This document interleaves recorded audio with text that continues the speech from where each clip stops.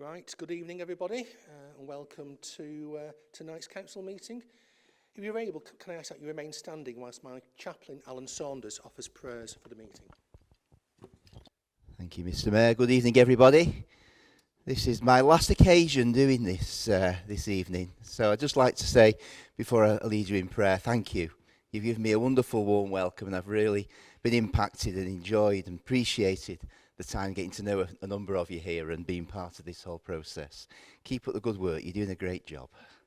Shall we pray?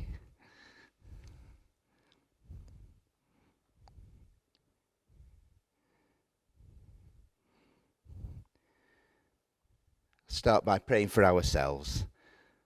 Loving Father, we thank you for the responsibility and trust placed on each of us here. And we're sorry for the times when we've fallen short of that calling. We ask that you give us grace to take on board the views of others and wisdom to make good decisions and compassion for the needs of all. Lord, in your mercy, hear our prayer. We take a moment to lift before our wards to you, Lord, to think of all the needs, the variety of activities that take place. We lift them before you now and pray for their flourishing. We pray that we may represent their needs with real compassion, ready to stand up and support them. We pray that we may be open to opportunities in all of them for everybody. Lord, in your mercy, hear our prayer. And we take a moment to lift our borough of Wigan and Leigh to you now. Help us to balance our local needs with the wider needs across the borough, to provide opportunities for all. We pray for economic growth. We pray for a borough that's cleaner, greener, safer and healthier. Lord, in your mercy, hear our prayer. And we pray for the weeks ahead, particularly as we approach the time of elections, that we may all campaign with real integrity and honesty, that we may see the right outcomes, that God will call the right people to the right jobs in the right places at the right time, and it may bring glory upon him and blessing across our borough. And we'll lift before you this meeting tonight, that you bless this time together, that we may bring honour to you in the way in which we conduct our business. This we pray in the name of Jesus Christ, our Lord and Saviour. Amen. And the blessing of God Almighty, the Father, the Son, and the Holy Spirit be upon you and remain with you now and always. Amen. Thank you very much. Please be seated.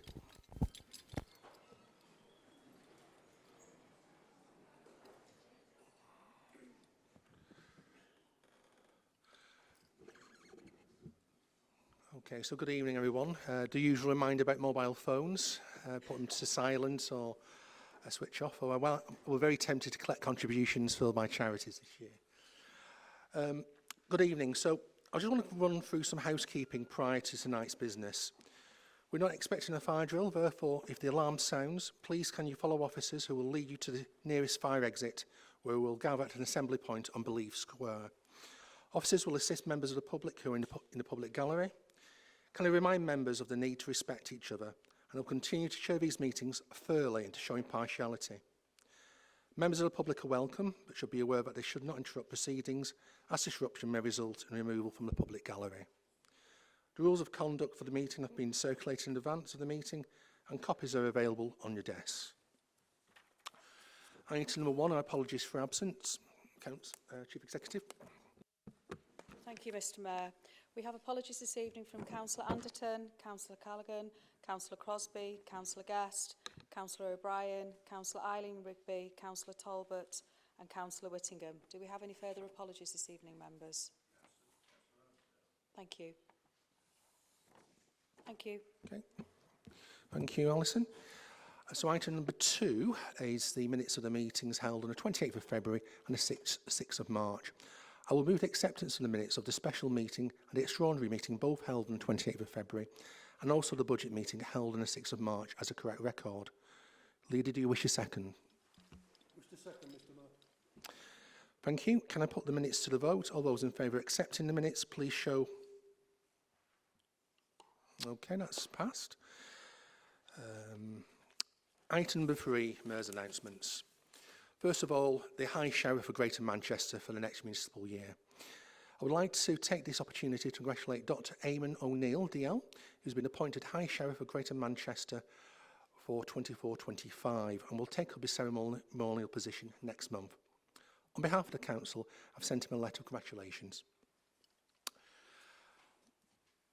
As this is my penultimate meeting, I would like to take this opportunity to say a few thank yous. I would like to thank the Charity Committee and everyone who has supported my charities, Wigan Samaritans and Manly, over the past year, including everyone who attended the Mers Ball at the DW Stadium. I also want to take this opportunity to thank the staff who have supported me in the role over the past year, in particular Democratic Services and the Civic Support Team. Janet Davis, Head of Legal Services, and Alison, the Council's Chief Executive, both of which have been very supportive.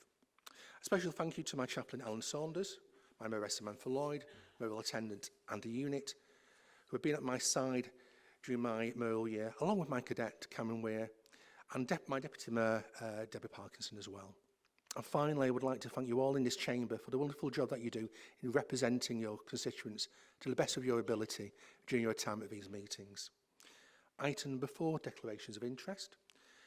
The Monitoring Office has provided advice to all members and relevant guidance has been issued. Members are asked to consider relevant interest for the purpose of this meeting, and if any interest declared, members must leave the room during the relevant item. Please fill out the form on your agenda, return this to the Democratic Services officers at the end of the meeting. So item number 5, update from Cabinet Portfolio holders. Now I invite relevant Cabinet Portfolio holders to deliver any updates if so wish. Councillor Gambles, if you so wish. For allowing me to speak. Don't panic, everybody. I'm not going to be as long as I was last time, so I'll be very quick, very brief. Just wanted to, so put your flask and your sandwiches down. So just really wanted to give you a quick update. One of the things that we've talked about before is our free school meal families and making sure that they've got the funding when it's the school holidays. Please be rest assured they are still our priority, and with the household support fund, they're going to make sure that they've got that in the May half term, but also in the summer.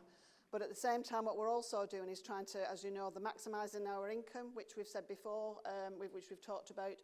We've already said that there's about £18.7 billion worth of unspent, unclaimed funds.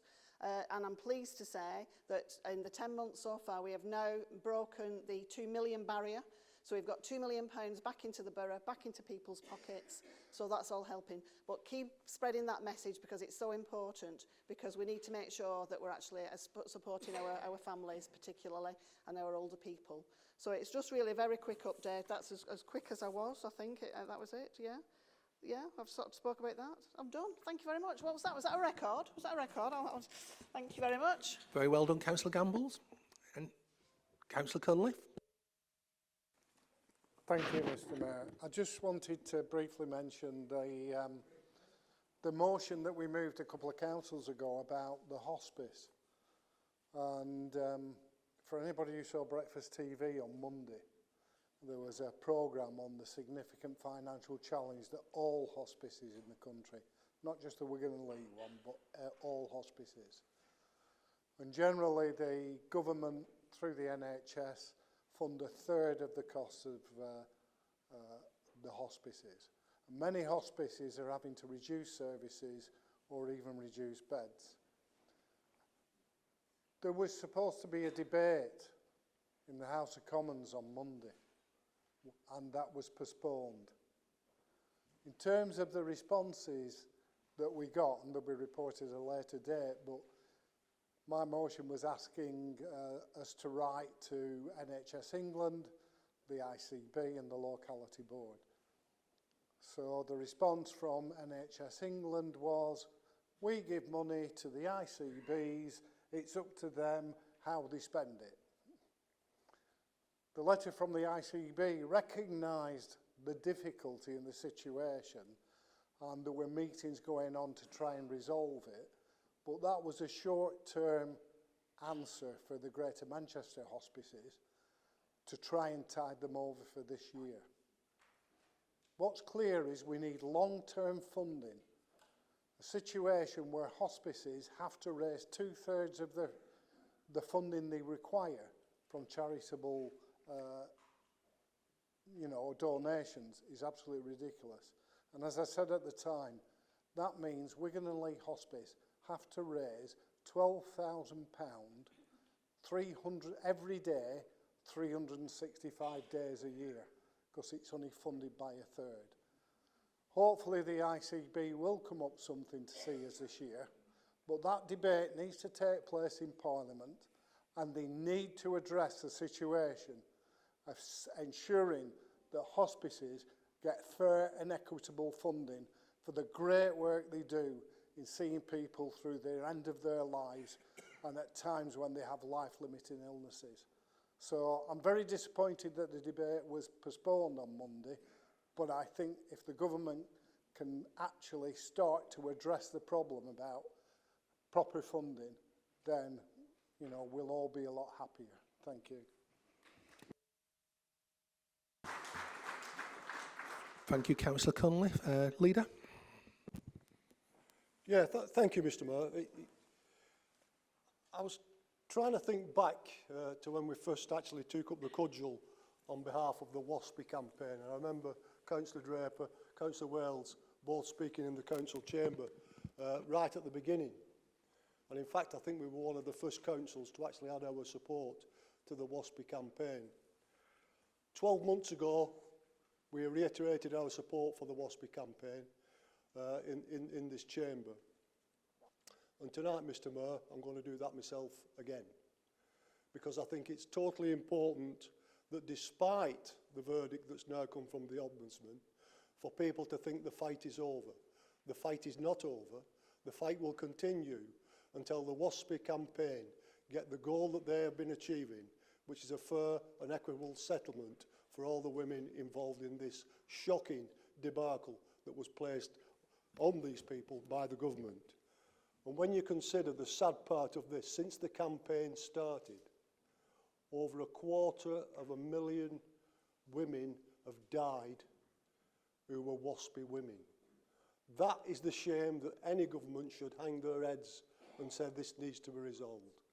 So tonight, Mr. Mayor, I want to make the statement on behalf of the WASPI campaign and the WASPI women that this council will continue the fight alongside them until the settlement is what they require and need. Thank you, Mr. Mayor.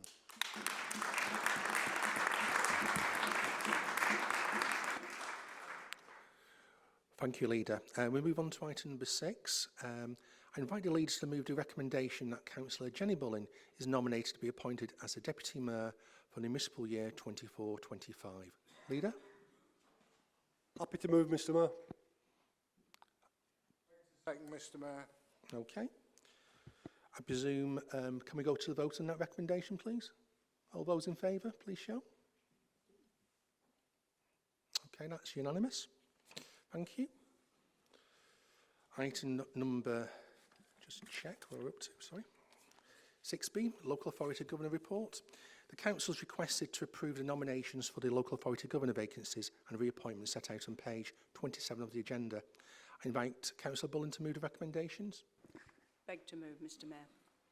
Leader, do you wish to second the recommendations? Mr. Mayor. Okay.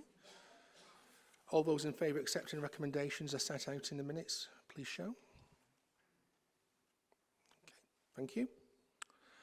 Item 6C is the pupil premium post-16 students report. The Council has requested to consider a report set out at page 33 of the agenda. This report is in response to a motion submitted to the Council on the 20th of September 2023 that was referred to Cabinet without debate. The report was considered and endorsed by the Cabinet at its meeting on the 14th of December 2023. Now I invite the leader to move the recommendations. Happy to move, Mr. Mayor. Deputy Leader? Beg to second, Mr. Mayor. Okay. Does anybody wish to speak on the motion? Okay. In which case, all those in favour of accepting the recommendations as cited in the report, please show. Okay, that's passed. The Council has also requested to consider a report set out at page 41 of the agenda. This report is in response to a motion submitted to Council on the 20th of September 2023 that was referred to Cabinet without debate. The report was considered and endorsed by the Cabinet at its meeting on the 14th of March 2024. I invite the leader to move the recommendations. Happy to move the recommendations, Mr Mayor. Okay. Beg to second, Mr Mayor. Okay. Does anybody wish to speak on this particular item? If not, we'll move to the vote. Yeah, okay.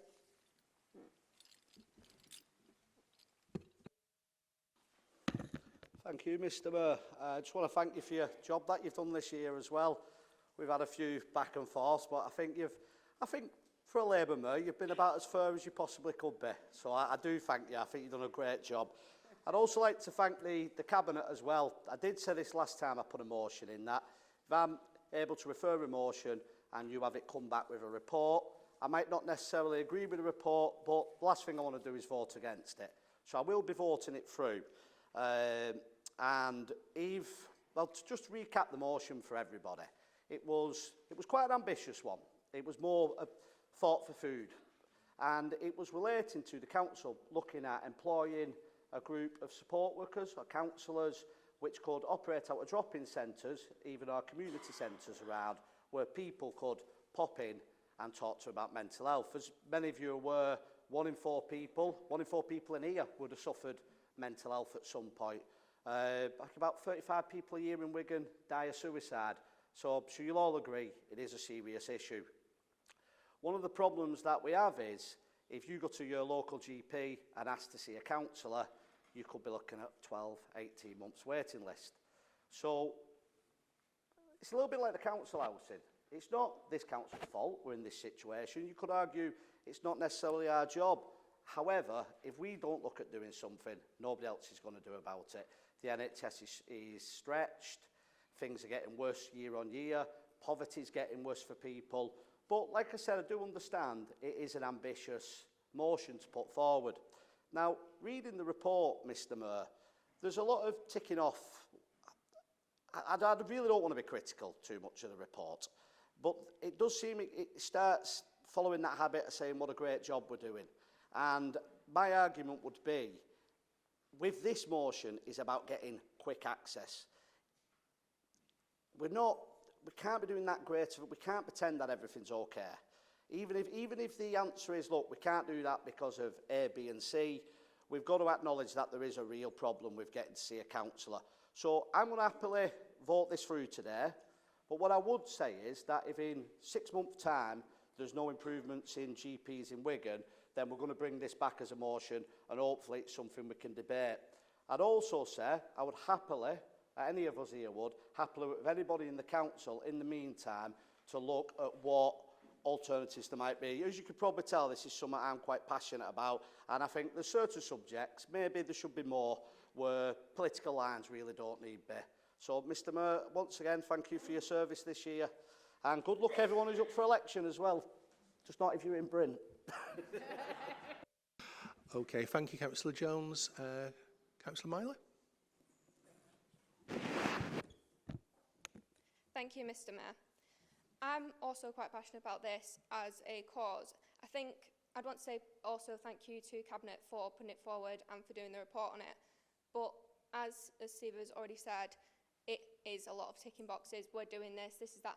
I don't want to knock any of the work that people are doing in the community, the work that the NHS is doing, but it's underfunded and there isn't enough there for people who are struggling, especially early on. So there's a lot of people who have already reached crisis point where they need to be in facilities, whereas people don't get to that point overnight. There needs to be more early intervention. I think these centres, if they did drop-ins, would be able to catch it early on, give people coping strategies and mechanisms that they can use to sort of prevent it from getting to that point. Even if they're on a waiting list, 12 months, if they had those coping strategies, it could reduce the suicides that we have. I'm not going to be voting it forward just because of that reason. I think that we could be doing more. Like Steve said, it's not the council's job, but if we don't do it, who is going to put it forward? Who is going to do the work there? I don't think it's asking a lot to employ them. We're not asking them to build new buildings or to put... The centres already there that we could run drop-ins out of. It's just employing workers to go and work in them. But I won't be voting it forward, but I do want to thank everyone who did the report. Thank you, Councillor Myler. Leader, did you want to comment or... Okay, Councillor Cunliffe. Thank you, Mr Mayor. I hear what you're saying. Now, you know, I think everybody recognises that mental health issues are becoming a major problem in this country. And for those people who require secondary services through the NHS, the responsibility for that requires that specialist work and support is the responsibility of the NHS. And we can't, as a council, subsidise the NHS. They receive funding from government, and it's not for the council to subsidise or provide NHS services. We can't. So what really is required, and I think Scarlett referred to it, was that there are people with low-level mental health problems that can become serious, and early intervention is really important. And so there is some existing, but in terms of having drop-ins around the borough, I think what the report is indicating is there are a number of voluntary organisations within the borough that do support people with low-level mental health problems. And perhaps part of it is for us to ensure that those drop-in centres, those community centres, have contact with those voluntary organisations to provide some kind of support. I mean, things like the Armed Forces Hub, for instance, have support in terms of counselling and that. But anybody who's been through the GP, anybody who's waiting for NHS services and specialist mental health services, that's not something we can either afford to achieve nor have the expertise within, because you're talking about staff qualified, either nursing or psychology staff, who are employed by the NHS, and that's not within our gift to provide. But that lower level stuff, we can connect those community centres and those drop-in facilities with existing community voluntary sector resource that will provide that low-level counselling, advice, support and things. And obviously, if people get into it is an issue that people do get worse and get into crisis, and then it is an NHS thing. But this is around the underfunding or the government underfunding of NHS services and not providing appropriate levels of support for people who are suffering from mental health problems. And we know that following COVID, there's a lot of issues with children and young people who are experiencing mental health problems. And we fundamentally need to have a review of the funding for the NHS, which this government's underfunded for 14 years. And so it needs an NHS funded to provide the services that people need. And much as this council would love to be able to do it, it's not possible, and nor is it our responsibility. So I do support the report that was presented, and I think what we will do is ensure that community organisations, community centres, drop-ins have the ability to connect with some of the voluntary organisations in the borough that may be able to provide them with a bit of support. Thank you.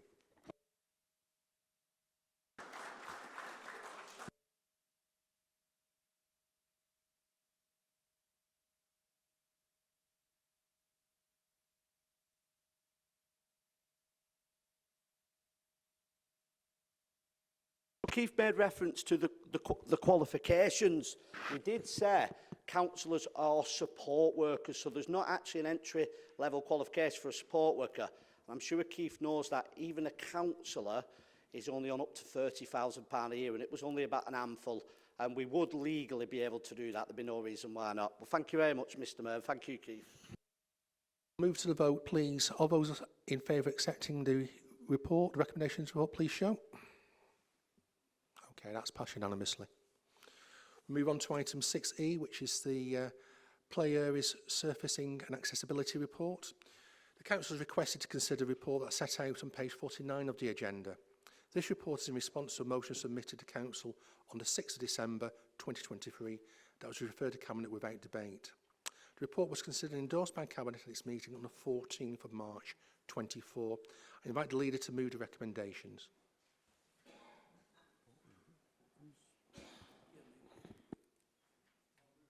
Thank you.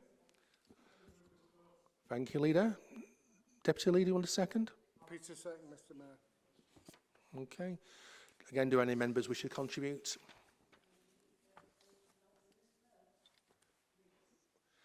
You've come up on my panel, and Councillor Hulton, so yes. Now, this was going to be read out by Councillor Whittingham, but unfortunately he's not able to come tonight, so he's asked me to read it for you. Right, thank you, Mr Mayor. A motion was presented at full council on the 6th of December 2023. Will this authority commit to making all playgrounds in the borough accessible to disabled children and adults by removing sand and outdoor carpeting and replace with compound rubber surfaces to allow access for wheelchair users young and old? Wigan Council officers have identified not sports play carpet as a preferred surface for the playgrounds. Would the carpet be the same used in Ashfield Park Kiddies area or at Langtree Rec in Standish? Would it be possible to see some Knox sports play carpet, and what sort of base material be used under the carpet? I ask this because the carpet at Ashfield is full of weeds and the surface at Langtree Rec resembles a Gobi desert. There must be a base of sand under this carpet, judging from all the bumps and lumps in the surface.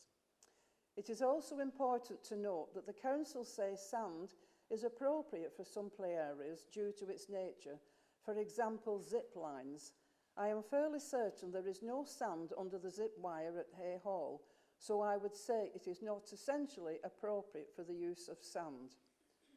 Proposals. The council's play strategy includes a comprehensive action plan for upgrading play areas with a key focus on ensuring accessibility and inclusivity. Second, it is my sincere desire that this will be carried throughout the borough. And conclusions, I would like to say a huge thank you to Martin Smith for his involvement in this proposal and the Cabinet members and the financial team for the work they have carried out regarding my motion to the Council. Thank you, Mr Mayor. Thank you, Councillor Holton. I believe Councillor Gerrard, and you wanted to say something? Sorry. Thank you, Mr Mayor, and thank you to the officers for bringing this report back to us, and we'll be in support of it. Well, I'll be in support of it. Just done a bit of research on Scope website of how important it is to have access, really, for disabled children to get onto these playgrounds. And there's a story on there of a mother and daughter, and one paragraph jumped out at me.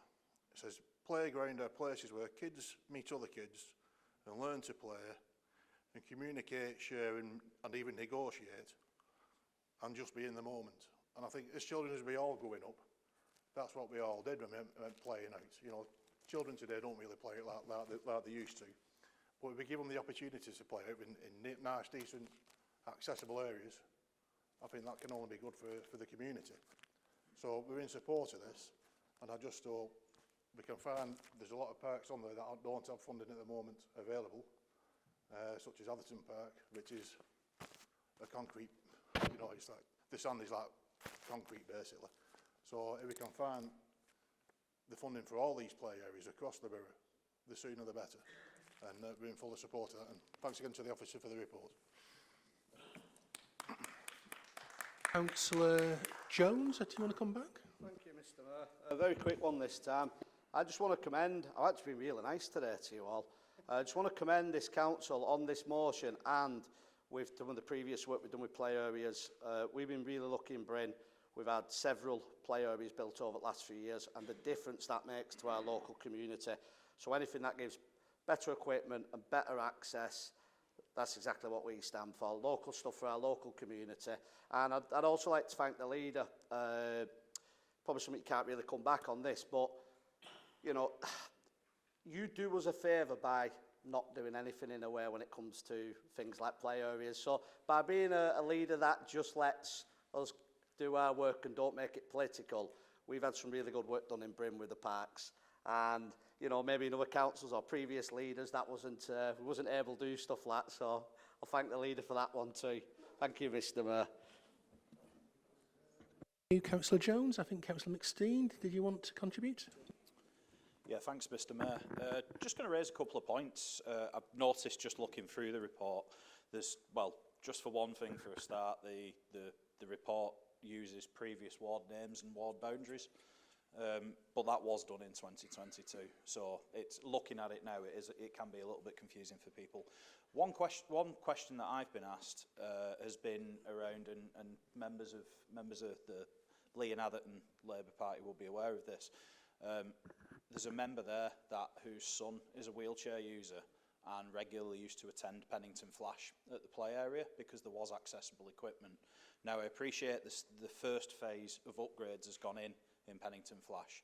However, those upgrades have removed the accessible equipment and not replaced it, which I think it would be remiss of me not to mention that tonight as being a big issue.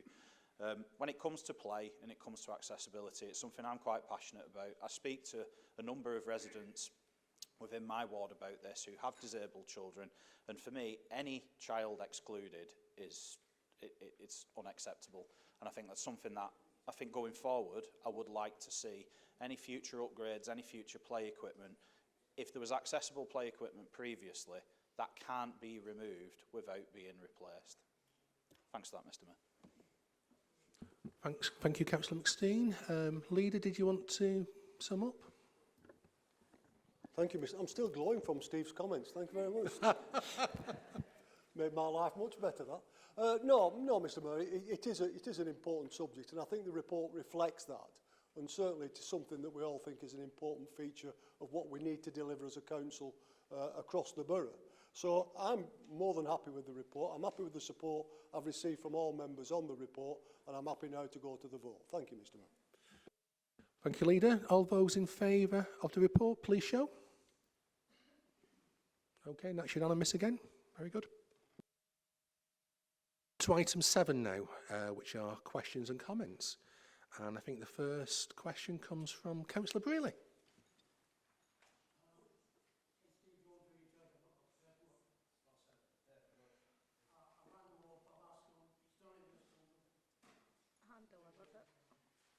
Hand-delivered it personally. Did you? Okay. What's the advice?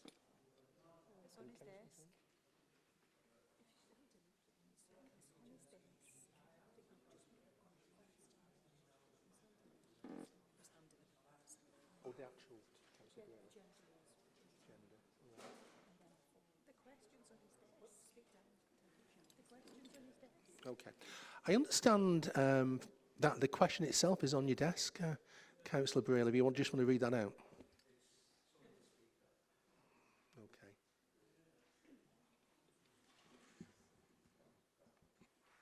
Do you want to, Councillor Brearley, do you want to read it out?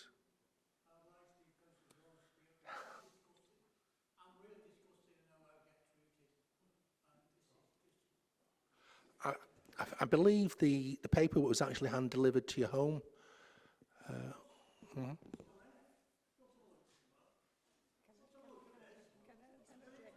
Yeah, go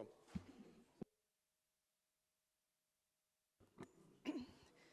Thank you, Councillor Brearley. Questions never make the agenda. They go out to members via email every Friday before the meeting, as it did this time, with questions included. The deadline for questions is the Friday before the meeting of full council, so it can't make the agenda and never does make the agenda. It goes out via email to all members, as it did this time, and your question was the first one. Okay, I think it's okay, Councillor Brearley. Councillor Jones can ask a question.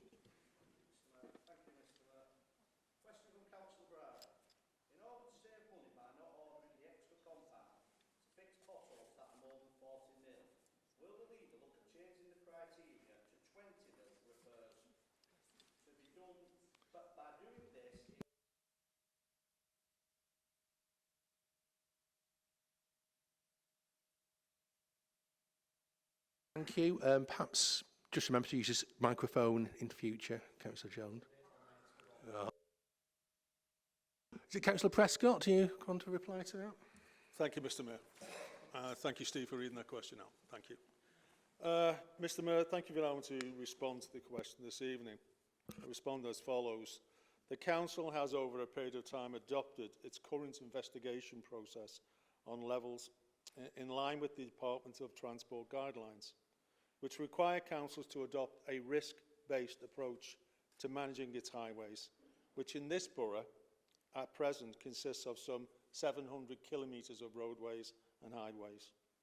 So in short, Mr Mayor, as the Highway Authority, it has to balance the risk of injury and accident versus the availability of resources it receives from the Department of Transport and the Department for levelling up for that purpose, which, Mr Mayor, after the spring budget has been reduced even further than it was before. If you look at the official documents from the spring budget, it outlines that, makes it quite clear. So in response to the question, I would inform members that the main costs of repairs are in the cost of labour, plant equipment and setting out rather than the cost of materials.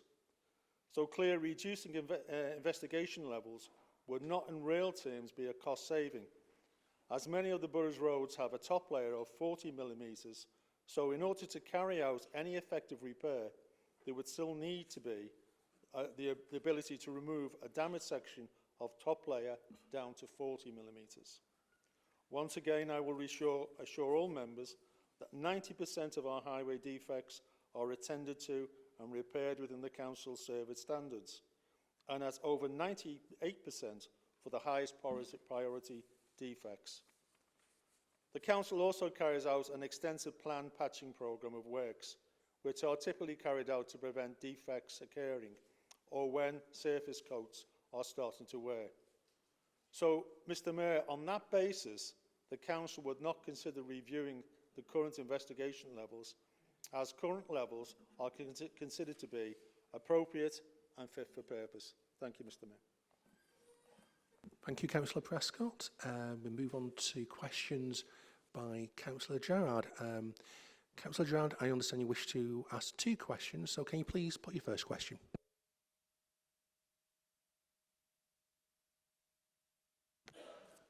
Thank you, Mr Mayor. Can we make these a bit wider? The first question is, will the leader recommit this council pledge to plant 1 million trees? To a bit of context, I think it was well reported by various groups around that we've fallen a bit behind our target. I don't think we're on schedule. I know there's been a lot of work over the winter schedule to do that, to get back in on track. But can the leader give us an update of how we're doing, really? With are we on schedule or behind or in front? And when is the target date to have the 1 million trees planted? Can we do my second one? One by one? Right, okay. So last time, I'd say both last time. So. Leader, do you want to respond to that question? Yeah, not a problem, Mr Mayor. I'm glad you asked me to plant them all individually. But yeah, we did pledge, and we will continue with that pledge. Obviously, 2 years of COVID and pandemic kind of blew a big hole in that. But I think we're well over 150,000 already planted. But the aim and ambition now is, by 2032, to plant 1 million trees. And that is the main aim, and we're going to stick to that. Thank you. Thank you, Leader. Councillor Gerard, do you want to ask your next question? Not lost enough bones. Thanks for that, Councillor Molyneux. I do appreciate the work that's going in by our staff on it. You know, over winter we did see quite a bit of work in Atherton. Second question. Will the leader commit to prioritising other towns other than Wigan if and when funding and investment becomes available? A bit of context to that too. Since 2010, I mean, obviously we've had austerity and the council has been well underfunded, as we all know. But on capital spend alone, towns like Atherton has only had 0.8% of the capital spend compared to Wigan, who had, I think it was £67 million. I think Atherton's had, no, £68 million, Atherton had like 7 over that 10-year period, and it shows. when it's come to like the Mer Challenge, levelling up, or just even basic council investment, towns such as Atherton and Tilsley have not been a piece of the cake, basically. They've always been left behind. And they desperately need it just to catch up with other towns. So, once again, would you prioritise other towns other than Wigan, even when funding becomes available? Thank you. Okay, thank you, Councillor Gerrard. Leader, do you want to respond to that? Yeah, thank you, Mr. Mayor. Just to put the record straight, any funding that becomes available, we as a council try our damn best to get it. And it's not just about Wigan. I think the 7 million, nearly 7 million for Ashton kind of proves that. The 32 million that we've got for Lee was there because we applied for it and we secured it. And I can assure you that any funding that's made available by any government of any colour, we will make sure that we apply for whatever we can that fits the criteria that we are given. And that is no argument in that. But that is certainly what we'll do. Because I fully recognise it's not just about Wigan, it's not just about Lee, it's not just about Ashton, not just about Stanley, it's all the borough. And we will do our best whenever we can to make sure that any funding is available, that we will pursue it and make sure that we get our fair share. Thank you, Mr. Mayor. Thank you, Leader. I think we have a question from Councillor Byrne. Thank you, Mr. Mayor. Could I just ask the Leader, please, if you could clarify who is providing the funding for the franchise with the Hilton Hotel? How much is it costing? And if the council is funding it themselves, is it from reserves alone or elsewhere? Thank you. Thank you, Councillor Byrne. Is it Councillor Raymond? Yep. Thank you, Mr. Mayor, for allowing me to speak. Councillor Byrne, I will answer your question in three parts. You asked who is providing the funding for the franchise with the Hilton Hotel. In response to that, Wigan Council is the landlord and the Hilton Hotel is the franchise owner. So Hilton is providing the funding for the franchise. You asked how much is it costing? That's up to Hilton Hotel, their budget and their appetite of how lavish they want to make this facility and the level of services they want to provide within this facility. You asked, is the council funding it themselves? Is it from reserves alone or elsewhere? No, the council is not funding the franchise from either reserves, loan or elsewhere. But I can share with you that after the completion of this project, Hilton Hotel will receive a monthly franchise fee from the council as the landlord, which will be paid out of the revenues generated by the income by the hotel. I hope I have answered your question in full. Thank you. Thank you, Councillor Raymond. Okay. So we move on to the notice of motions. A motion is being submitted by Councillor Eastoe, which is set out on page 91 of the agenda. Councillor Eastoe, do you want to move your motion?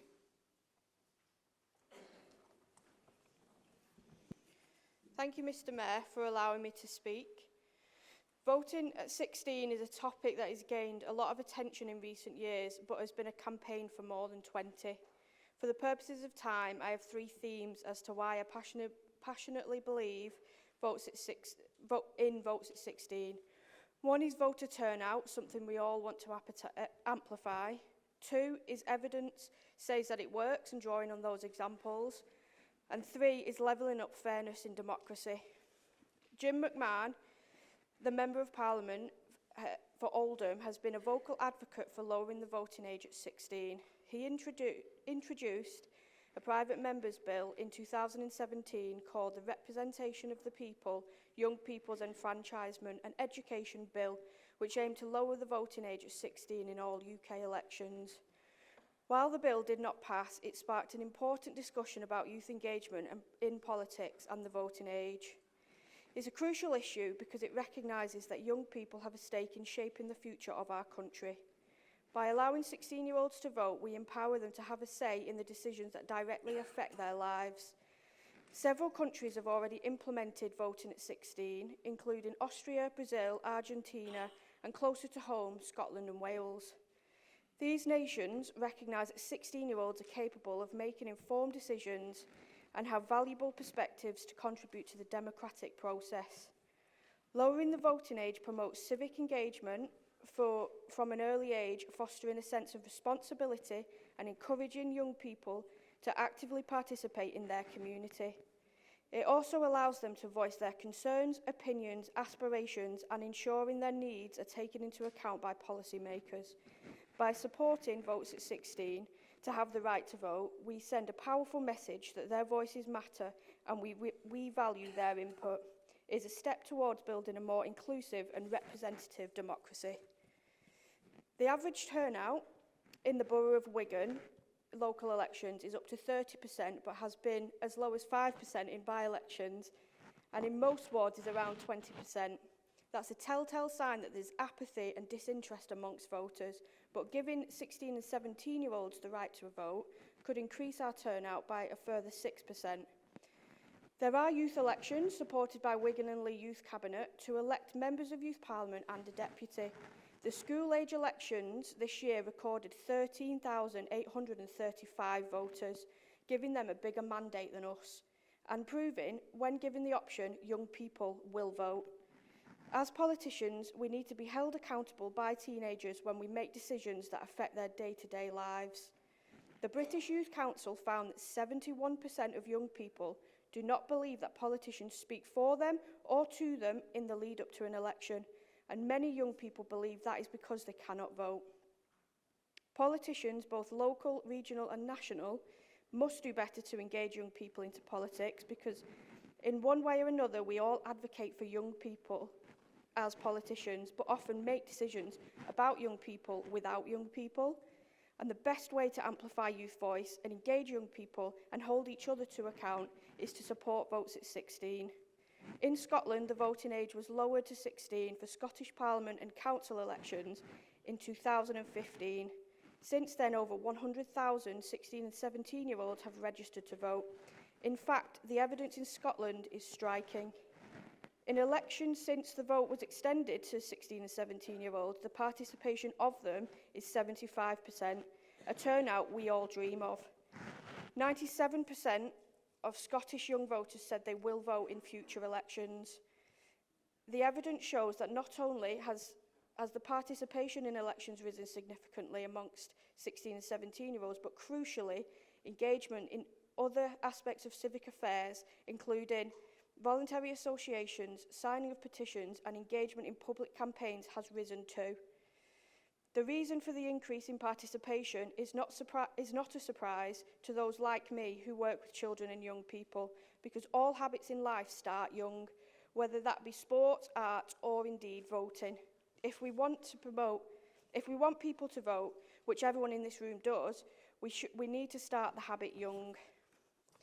Everybody accepts that 16 and 17-year-olds are young adults, therefore it is an absolute that they should be given the option to vote. The change in Scotland has given young people the chance to have their voice heard and participate in the democratic process. It has shown that 16-year-olds are capable of making informed decisions and engage in political discussions. Similarly, in Wales, the Senedd, Welsh Parliament, have lowered their voting age to 16. This decision was made in 2021, allowing young people in Wales to have the say in electing their representatives. Since then, it's estimated that 45% of them have registered to vote. It's a step towards promoting youth engagement and ensuring that their perspectives are considered in shaping policy that affect them. The experiences in Scotland and Wales have demonstrated that lowering the voting age to 16 can be successful in increasing youth participation and fostering a sense of civic responsibility. It recognises the importance of young people in the decision-making process and valuing their opinion. There is an argument of fairness for young people in England to have the vote, to give them a voice and a say in the democratic process, as the young people in Scotland and Wales already do. Democracy as a whole benefits when it is representative, fair and equal.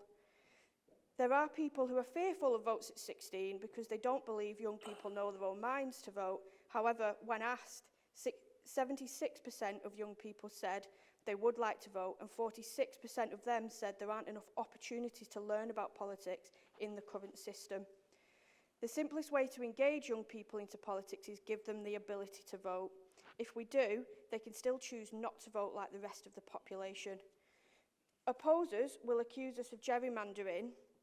However, it is proven that if any political party or organisation captures the interests and empowers our young, we can inspire voters from all views to be informed, involved in a fair and democratic way. Votes at 16 is already a cross-party issue and supported by many different politicians from different parties. For example, Andy Burnham, Labour, Caroline Lucas, Green, Wendy Chamberlain, Liberal Democrat, and Sir Peter Bottomley, Conservative. There is an existing all-party parliamentary group for Votes at 16, which had worked with the British Youth Council until 2023. Votes at 16 is a campaign which has been asking for this for years, and where the campaign has been successful, there has been positive engagement of young people to get into politics. But we have our work cut out to influence and inform a bigger number of MPs to ensure the next time they have a vote for Votes at 16, enough people believe it is the right and decent thing to do. Although this issue may not be a priority in comparison to other national issues, it is an important campaign to keep on the agenda nationally because it can best shape our country's future. So please vote for this motion to write to the government to ask to extend the voting age to 16 in all future elections.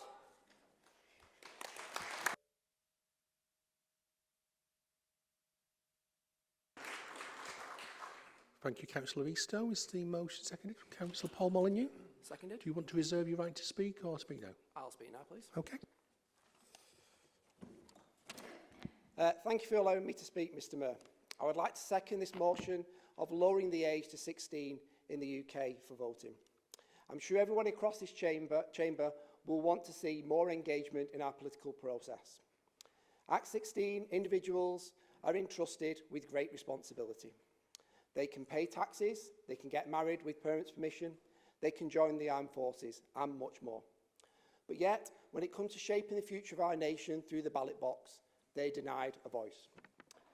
By allowing 16-year-olds to vote, we not only recognise their maturity and understanding of civic duty, but also acknowledging their stake in the decisions that shape their lives. They are the ones who will inherit the outcomes of policies, whether it be education, climate change, or economical prosperity. Shouldn't they have a say in shaping these policies? Moreover, lowering the voting age can foster a culture of engagement and participation. In our democracy, from a younger age, it will allow them to keep politically active for a lot longer and throughout the process. It will instill in them a sense of responsibility and ownership to be part of the future of our nation.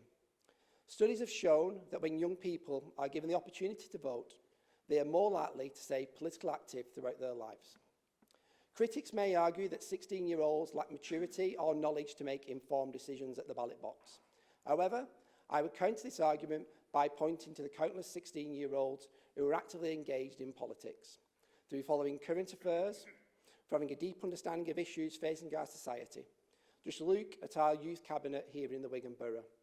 They're very active, they've got a strong voice, and they want to be involved. Denying them the right to vote based on age alone is unjust and undemocratic. Furthermore, let's not forget that democracy is stronger when it's inclusive and representative of all voices. By excluding 16 and 17-year-olds from the democratic process, we're denying a significant proportion of our population the opportunity to have their voices heard. For example, it's quite opening to see that I actually work in a university, a campus university, and it's so enlightening and energetic to see that when it came up to the local elections last year and they had the all-outs and it's their own ward, it was so good to see people from all sides of the political forum, all together, campaigning, working hard, having conversations, having open debates. And it just showed that when young people get involved in politics, they are very hungry for it and want to have a voice. In conclusion, by lowering the age to 16 in the UK, it's not just a matter of fairness, but a matter of strengthening our democracy and ensuring that all voices are heard. It's time to embrace the change. It's time to give the youth a voice. And it's time to back the Votes for 16 campaign. And I ask all members across the chamber to back this motion. Thank you.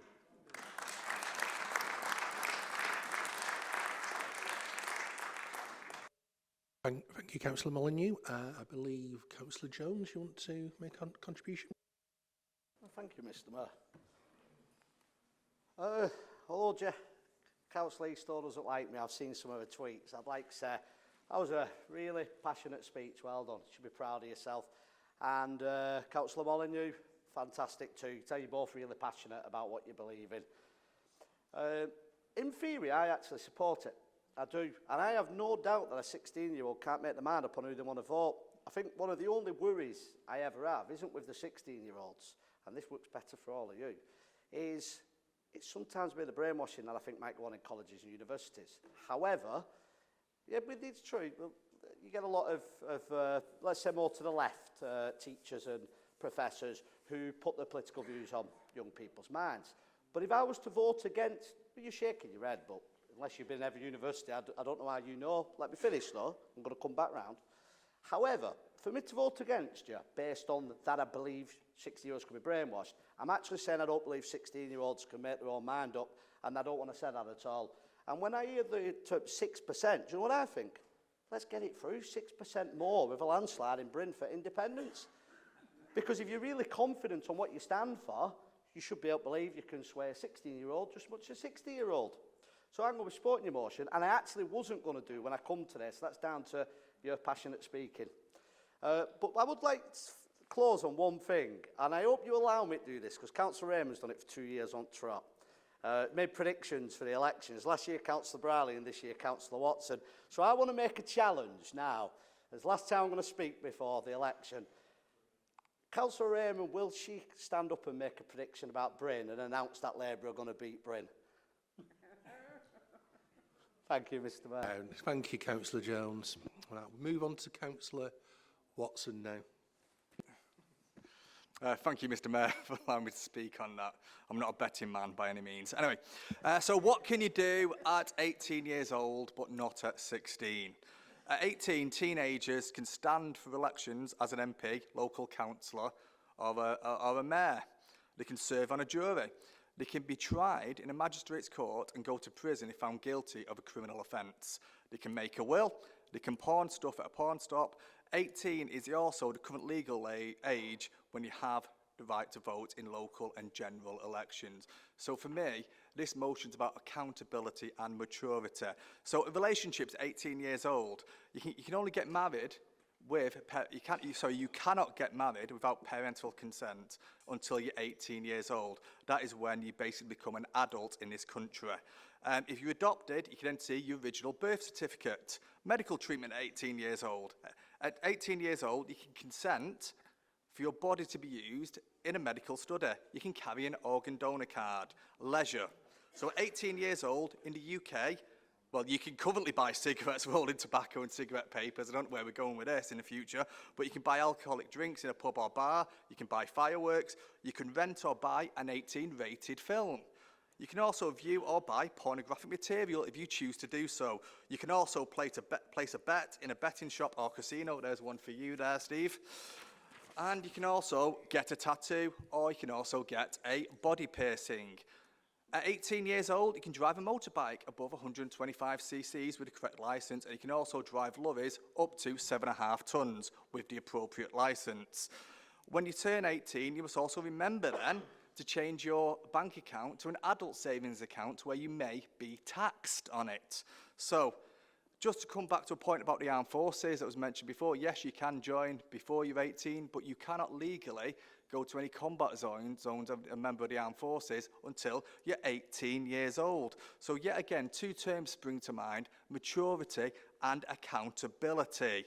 And that's why you cannot do the aforementioned at 16 years old, because you're deemed as a child and not an adult. So the only way that I could see this was working, if we're going to deprive children of those 2 years and make all 16 years old the new age of adulthood in this UK, and that is far too young. So what's next? Do we want 16-year-olds going to war? No, we don't. Do we want 16-year-olds drinking in our pubs? No, we don't. Do we want 16-year-olds, if convicted, going to adult prisons? No, we don't.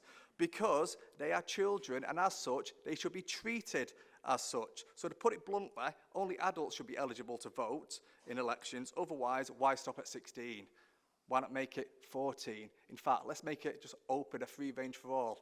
So therefore, I will not be supporting this motion. But I will say, I was quite impressed by the passion that Councillor Eastoe spoke on and that. So, yeah, thank you, Mr Mayor.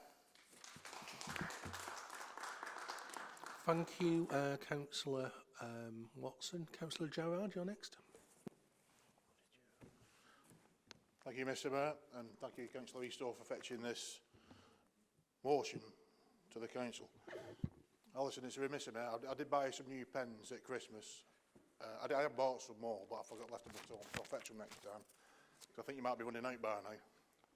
In the amount of writing and be doing. But just to concur with Councillor Watson, I joined the Navy. Well, I was before 16 before I applied to join the Navy, which you can do, and did my training shortly after I left school. Would I want to see kids go into war? Because the next step from this is, if we lower the voting age, is lower everything else. The gambling, the drinking, like I said, pornographic material, everything that it entails about being classed as an adult. And they keep lowering it.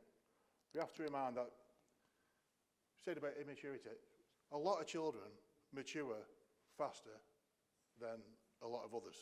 And we know that throughout the borough. That's a given. So, for me, the cut-off age of 18 is right. You know, I think that is right for the voting age, because could a 16-year-old vote for put a government in what would send people older than them to war? And I couldn't sit with that. I couldn't. But like I said, the next step is like Councillor Watson has said, is lower the adult age to 16, if everyone can vote. Because that's the responsibility of being an adult, being able to vote and making a decision. So I'm quite happy with the status quo it is at the moment. And you touched on about voter turnout. That's down to apathy. You know, we get both the main parties, Labour and Conservatives, you know, parading about, getting soundbites out there with nothing to back it up. And that's the reason why there's a voter apathy. People are bored of it. And we've got to look at re-engaging for all ages, not just 16 to 18s, but all ages, and get them out voting. You know, and when that choice is made, it's the right one, not just, you know, like we were saying, 20% or 5% in some cases. That is not right. So it's voter apathy. Bringing the voting ages down isn't going to solve that. And that's all I've got to say, because it's all been said before, but I'm not happy. I can't vote for it. I can't, in my own mind, think that we could be sending people, you know, we're in unprecedented times at the moment where conscription is going to be a reality. I think in a few weeks or months with what's happening in the world. And I wouldn't like to see 16-year-olds getting called up and being sent to war. Thank you. Thank you, Councillor Gerard. Councillor Bullen.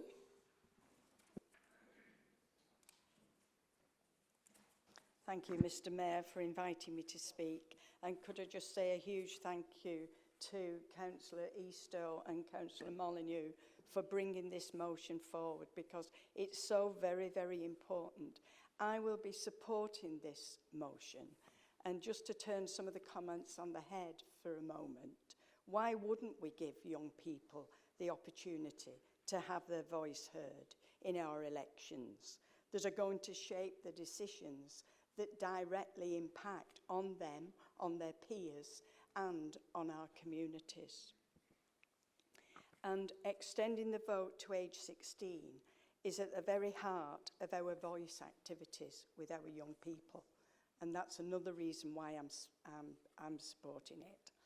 And many of you will be aware, especially councillors who are school governors, of the superb work that goes on in our schools and colleges to bring young people from a very early age with knowledge of the democratic processes, allowing them the opportunity to debate, to have positive, reflective debates and respect other people's opinions. I was in a primary school recently and I was asked to speak to their school council. A lot of them call them school councils. This particular school called their group Young Governors. And I was there, and children from 4 to 11 were asking me amazing questions because they've been taught to think and to express themselves in the right way. So all this is going on in our schools and colleges, and it's absolutely wonderful.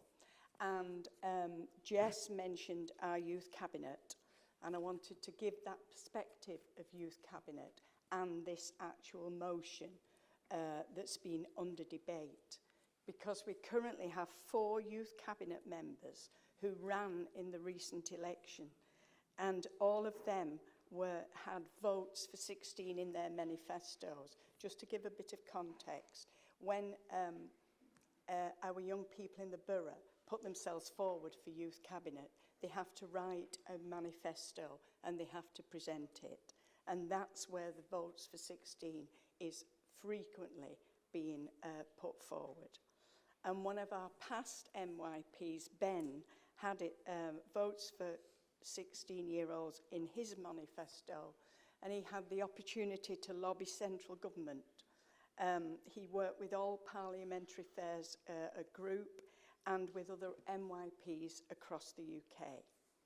And just again, from the national perspective, we have the Make Your Mark national campaign, which is run in our schools and colleges every 2 years.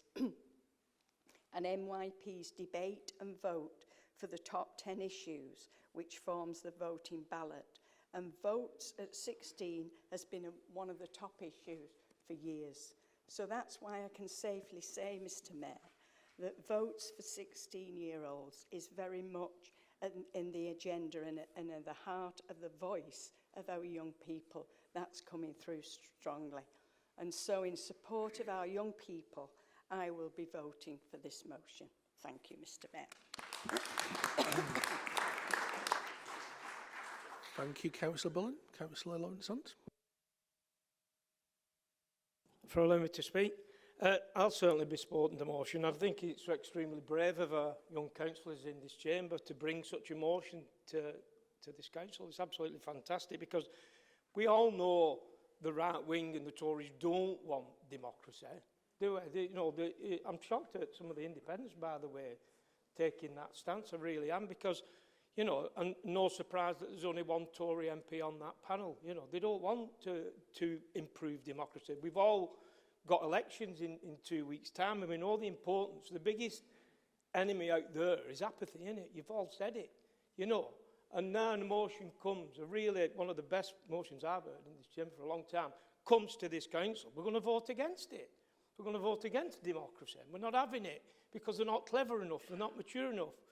Well, I go into colleges, 16-year-olds, and I go into canteens on construction sites. I can tell you I think's the more mature when you're debating politics, because you look down on the canteen table and the son's there, and they're reading that.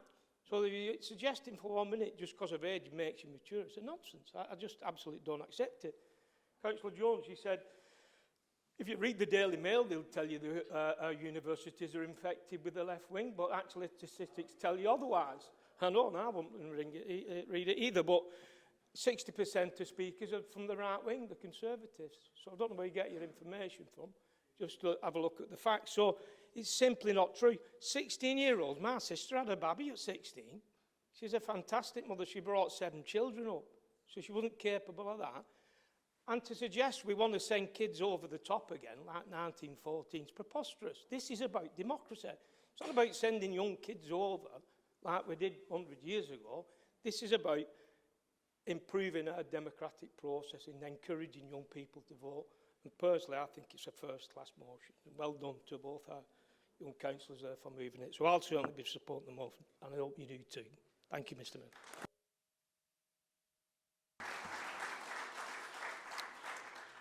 Thank you, Councillor Hunt. Councillor Brearley. Thank you, Mr. Mayor. Allow me to speak. It's a very strange one, this. allow a 16-year-old to vote. I don't know. Maybe some 16-year-olds are eligible, clever enough. I don't know. But a lot of 16-year-olds can't be bothered. Because, you know, we've got a youth parliament in this council, but we never get invited to it to put our point of view across. It's all Labour. So, I mean, it's like, when are we going to be introduced to this youth parliament? Stuff like that, so we can get involved. Do you just want to stick to the motion, which is votes? Which is about kids, isn't it? It is, but you're talking about the youth parliament, you know. Yeah. Anyway, you know, for allow a child to vote, possibly might be a good idea, that actually, because half of you old fuddy-duddies in here need replacing.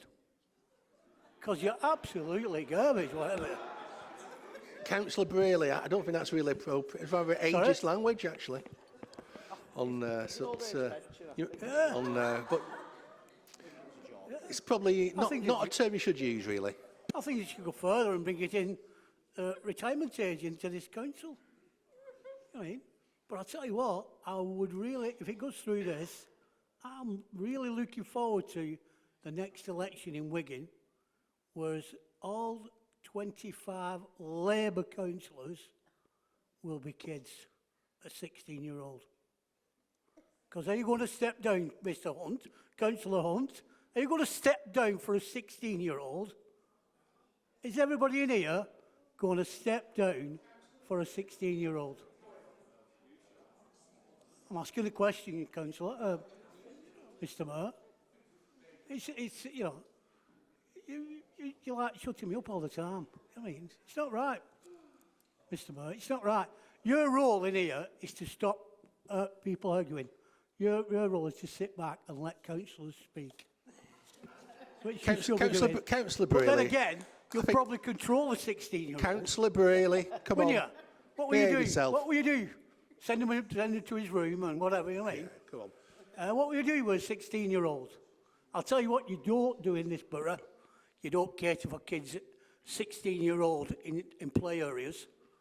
When do you cater for a 16-year-old? Councillor Braley, come on. Turn him off. Yeah, get him off street. Councillor Parkinson. Youth clubs. We've only got 2 youth clubs. Councillor Braley.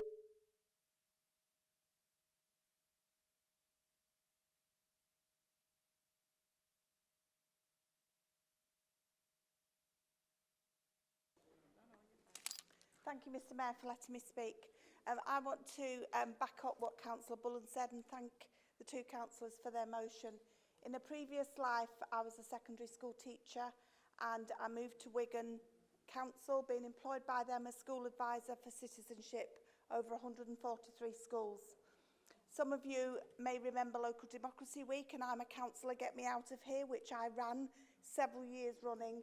And if you listen to those young people debating, creating bills, we laid out Hayhall as the Houses of Parliament. I bet they know most of the rules of the Houses of Parliament and how the process is run better than most of us in this chamber tonight. My current role is patient voice within the NHS, and we're all keen on having our residents have a say, patients in the NHS. So why don't we let the young people have a voice? They have asked for this, and all the Councillor Braley, be quiet.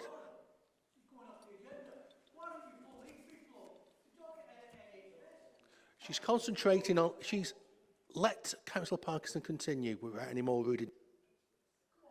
I was making a comparison, Councillor Braley. So I think we listen to our young people who have asked for this. Because we make voting for young people at 16 doesn't mean that we change the rules for everything else. There is different age ranges for everything that we do throughout life. So I will be voting for this proposal, and I thank the 2 councillors for bringing it to the chamber tonight.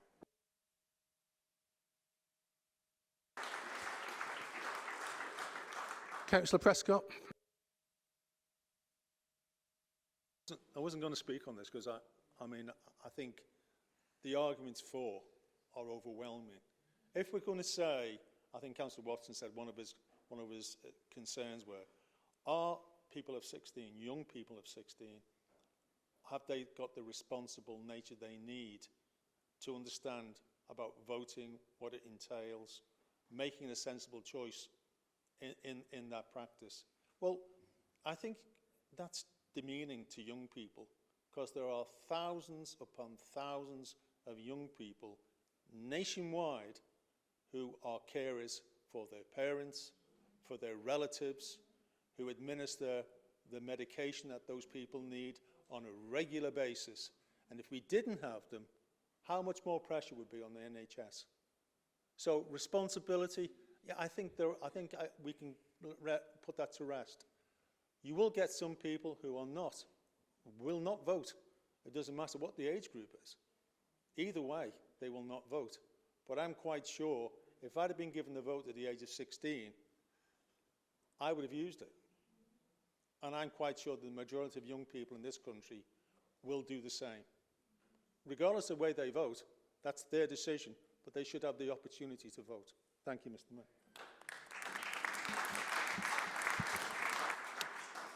Thank you, Councillor Prescott. Councillor McSteen. Thank you, Mr. Mayor, for allowing me to speak on this one. It's an interesting one for me. This I do have some personal experience around this. When I was younger, I used to write for a youth newspaper that was run by the council as part of the youth service, the actual youth service that we had then. So I feel quite empowered with this. I was very, very, very politically disengaged. I had zero interest. I've trotted out all the lines that I'm sure everybody in this chamber's heard before. Oh, they're all the same. They're only interested in themselves. They're all of these things. Until the day that the paper that I wrote for took a trip down to Parliament. And I said quite a few scathing things on the way down and royally ate my words by the time I'd left. And I think that, to me, from my experience, explained how having contact with the political arena as a young person, then not being influenced by anyone, but just being allowed to be around that environment and to educate myself through experience really, really, really allowed me to grow as a person. And I think that's the sort of thing that set me on my journey up into being in this chamber now. And I thank the youth workers that did that. And I know that Andrea Smith still works for the council, and I'm absolutely indebted to her to this day for that. What I will say is, I've heard a couple of things that have given me concern here tonight. Councillor Jones, I know you mentioned about concerns over left-wing leaning groups infiltrating our universities and the rest of the sort of spiel you usually read in the Daily Mail and other rags. But happy to.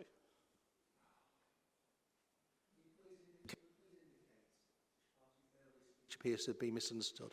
I mean, clarify this. I was said about left-leaning teachers, and I've actually got a counsellor student, when she was a student next to me, who backs up that's what they told them, they should vote Labour. I'm voting the motion, but you're now all beginning to annoy me by keep pulling me up who's actually voting for it.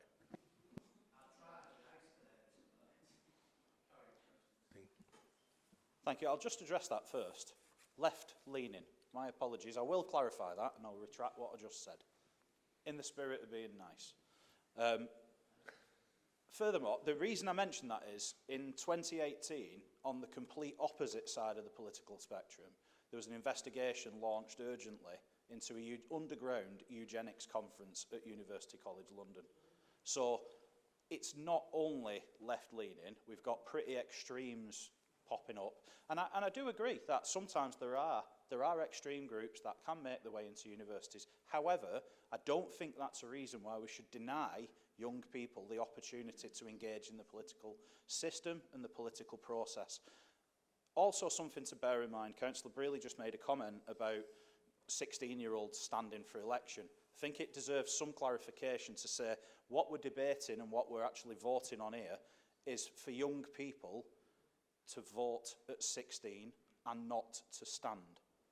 That's what we're debating here, that's what we're voting on. So I just want to make sure that that's made abundantly clear. Lastly, Oh, I was waiting for this. I'm happy to wait while we get that out of the way. Are we done? Sorted? Okay, cool. Just wanted to make sure there was open space for that. Lastly, we do have young people that have come through engagement with the political process, with youth parliament, with other things, and have then taken seats in this chamber here, including members that did sit in Bryn. So we had young people that came through and sat in this chamber at 18. Do we honestly think that on their 18th birthday they went, I'm going to get involved in politics now, I'm going to stand as a Labour candidate? No, they did not. That's a particular process that somebody's gone through over a period of time, considering things, watching the news, getting involved. There are young people, I may not have engaged in that as much when I was 13 years old, but certainly coming up to 16 years old, I paid attention. I started to look at things. I started to get myself engaged. And I think denying young people the opportunity to do that, I think is unacceptable. And also one actual final point, sorry, I'm like Columbo tonight. Young people who choose not to vote and choose not to engage in the process, just like adults, they don't have to. They can't whinge then about when things aren't the way they want them to be. But they have the choice to vote or not to vote. And just to re-emphasise, that is all that we are debating and voting on. Thanks very much, Mr. Mayor. Thank you, Councillor McSteen. All right, okay, we've got Councillor Cunliffe. Thank you, Mr. Mayor. I wasn't going to speak on this, but I just think some of the things we've heard are ridiculous, really. Because I sat in here last year during Democracy Week when we had a number of young people from across the borough who engaged in conversation, asked really telling questions to elected members, and were clearly interested and involved.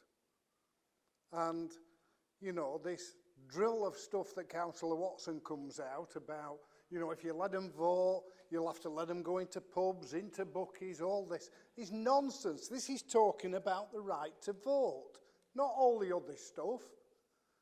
And actually, when you think about it, why shouldn't these young people be allowed to vote at 16? They'll be voting for people who will shape the world that they will grow up into. In fact, perhaps we should be talking about taking the vote off very old people, because they're not going to be around long to suffer the consequences of what they vote for, are they? So I really do think, and actually Councillor Brierley, towards the end, actually gave the reason why we should do this. Because he said, look what's available for young people of 16. Nothing. There's very little, there's 2 youth clubs or whatever he said. He spoke about the lack of facilities for young people in this borough. So let them have their say in the ballot box, and let them have their say in order that we do respond to their demands and their needs. Thank you.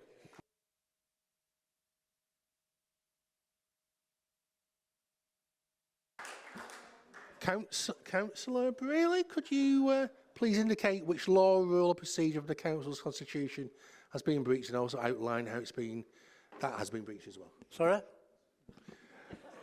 Did you want to make a point of order, Councillor? Point of exclamation? Point of exclamation. Yeah. Okay. When I said that about there's nothing for kids to do on the 16s, you're in charge. You are in charge of Wigan. You don't provide facilities for kids at 16 years old. Councillor Braley, it's not really a point of explanation.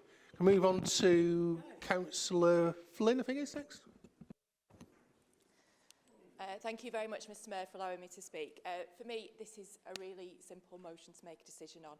Children from 16, 17, they pay national insurance, they pay tax, they should have the right of representation over where their money is spent in various different guises. And I think this whole question about whether they're capable, whether they're able, whether they're intelligent enough, you know, we've heard numerous examples spoken about, but I just want to make some things about the Youth Parliament and our members of Youth Parliament and our Youth Cabinet. Normally they sit over there for the meeting. Unfortunately, they're not here tonight. but they do have full access to be able to come and watch council meetings. They get to hear from Labour members speaking, they get to hear from opposition members speaking, so they do get to see and get to hear from different political persuasions. So I don't want people to think it's just Labour in terms of what they put it forward. But what I would urge everybody to do is to go and look at the manifestos. We had over 20 young people put themselves forward in an election to be members of the Youth Parliament, and they had some absolutely fantastic ideas of things they wanted to bring forward, and they spoke so articulately and so brilliantly from a very young age, some of them 12, 13, 14-year-olds standing and being able to, for those elections and speaking. And we've heard from Councillor Eastoe about the levels of engagement across the high schools was huge. But I would also urge you to go and watch. I was very privileged. I got to go to the House of the Parliament in November for the British Youth Council run day, where they get members of Youth Parliament from across the country to go and visit the House of Commons. And we were extremely lucky. We had 3 representatives from Wigan, Youth Cabinet members of Youth Parliament, attend, and all 3 of them got called to speak in the House of Commons, which was incredible. You can watch those videos online, and the speeches they gave, and which was Ben, Leanne and Alex. Alex was only 15 and he spoke in the House of Commons, and he was an absolute credit to Wigan. You can watch Izzy from the previous year, our member of Youth Parliament, give an incredible speech. And I have to say, some of those speeches would really show up some of the members in this room in terms of how they're able to deliver, articulate and to argue their points. Please go and have a look at them. And I desperately hope we are blessed enough to have some of those young people sooner rather than later having the opportunity to speak in this chamber, because they are the future. The things that we are debating about, we're not going to be here in 30, 40 years. They are. It is so important that they have a say, they have the opportunity, and they have the talent, they have the knowledge, they have the contributions to make. So please let them have a say in the things that are affecting them now and are going to affect them in the future, and support this motion. Thank you very much. Thank you, Councillor Flynn. Just a reminder, just to be quiet during when members are actually addressing the chamber, not to indulge in chit-chatter, please. I wasn't looking at you, Councillor Brearley, actually. I can look at it if you want to.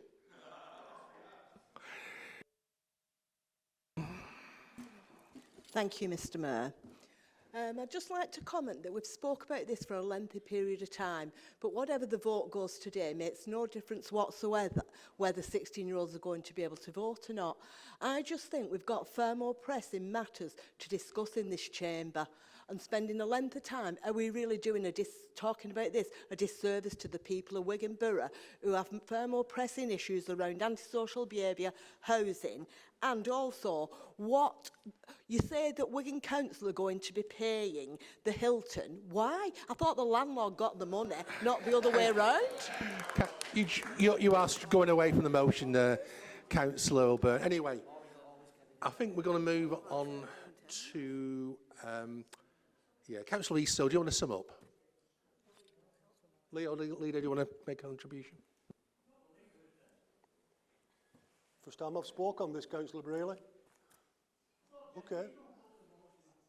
Well, Jesse Eastoe's going to speak next. I'm not having a debate with you. Can we just be quiet, please, when a member is addressing the chamber? Can I just say that probably all the debates and arguments that you hear probably happened when we moved the vote from 21 to 18.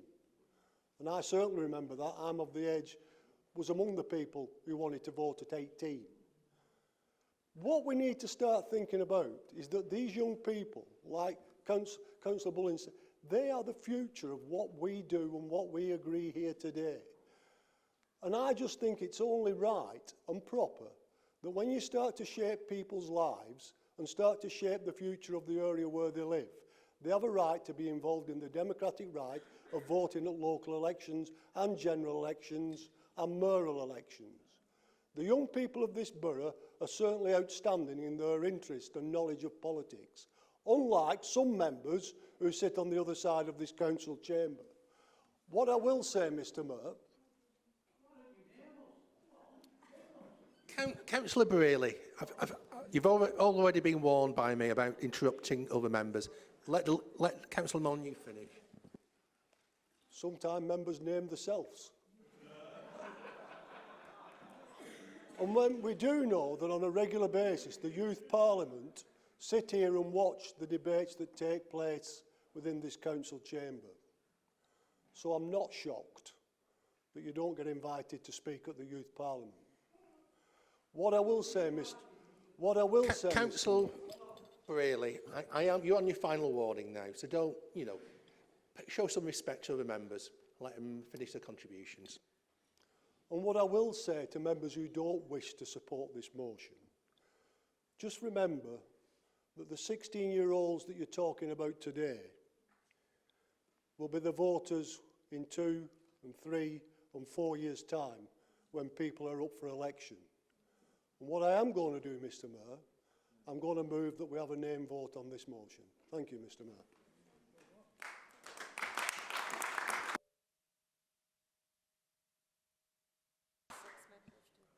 We'll just make sure we have 10 members who support the leader in the name vote. Yeah, that's clearly... Councillor Easter, do you want to sum up now?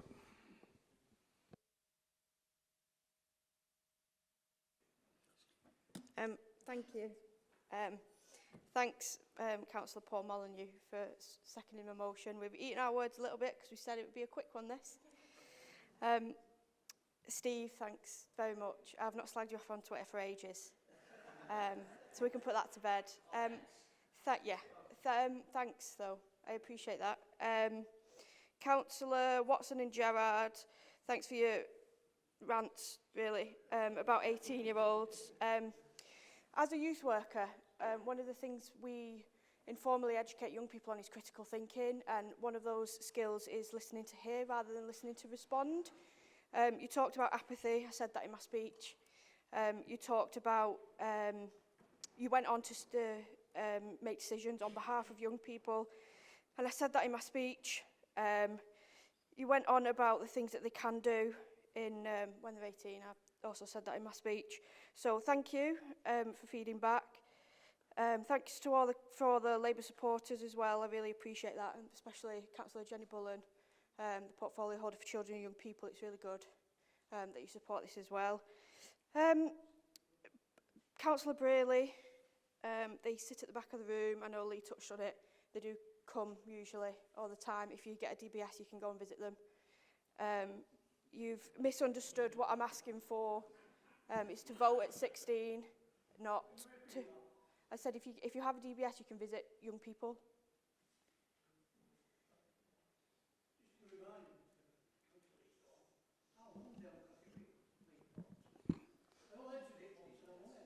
Councillor Braley. Good to know. Okay. It's Councillor Easter who's speaking, not you, Councillor Braley. Go. She's making a comment, that's all. Do I sit down? No? Okay. Good to know. Thanks for the update. Again, you've misunderstood, and we're not asking people to stand at 16. They're still legally children, but as Laura Flynn alluded to, Councillor Flynn, sorry, there should be no taxation without representation. If you can pay tax at 16, you should be able to vote for the people in this room. I do understand the age comment you made, although it was slightly ironic. But yeah, I would love this room to be filled with younger people at 18. I think Councillor Myers, well, I'm the third youngest and I'm 33, so I would like to see more young people getting involved in politics. So thanks for that. And thanks for everyone else who's supported it. I won't waffle on because you've all spoke, so. Right, thank you, Councillor Easter. I mean, obviously we've been asked for a name vote, that's been carried, so please use your electronic voting panels to vote on this matter, so it's easy to actually assess who has voted which way.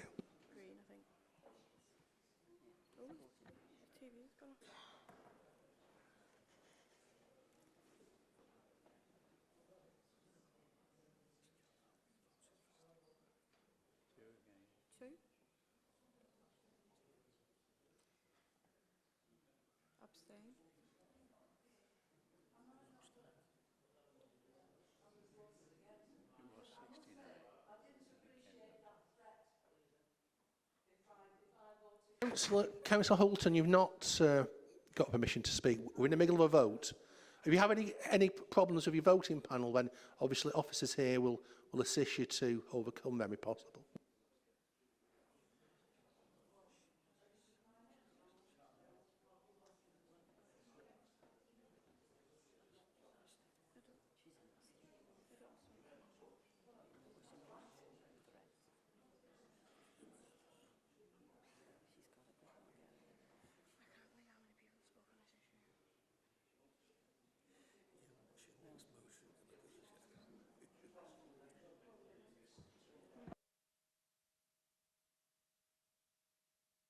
Okay. I think Councillor Hulton missed the time frame there for whatever reason. Can I ask you just to vote again so she has the opportunity to cast a vote accordingly?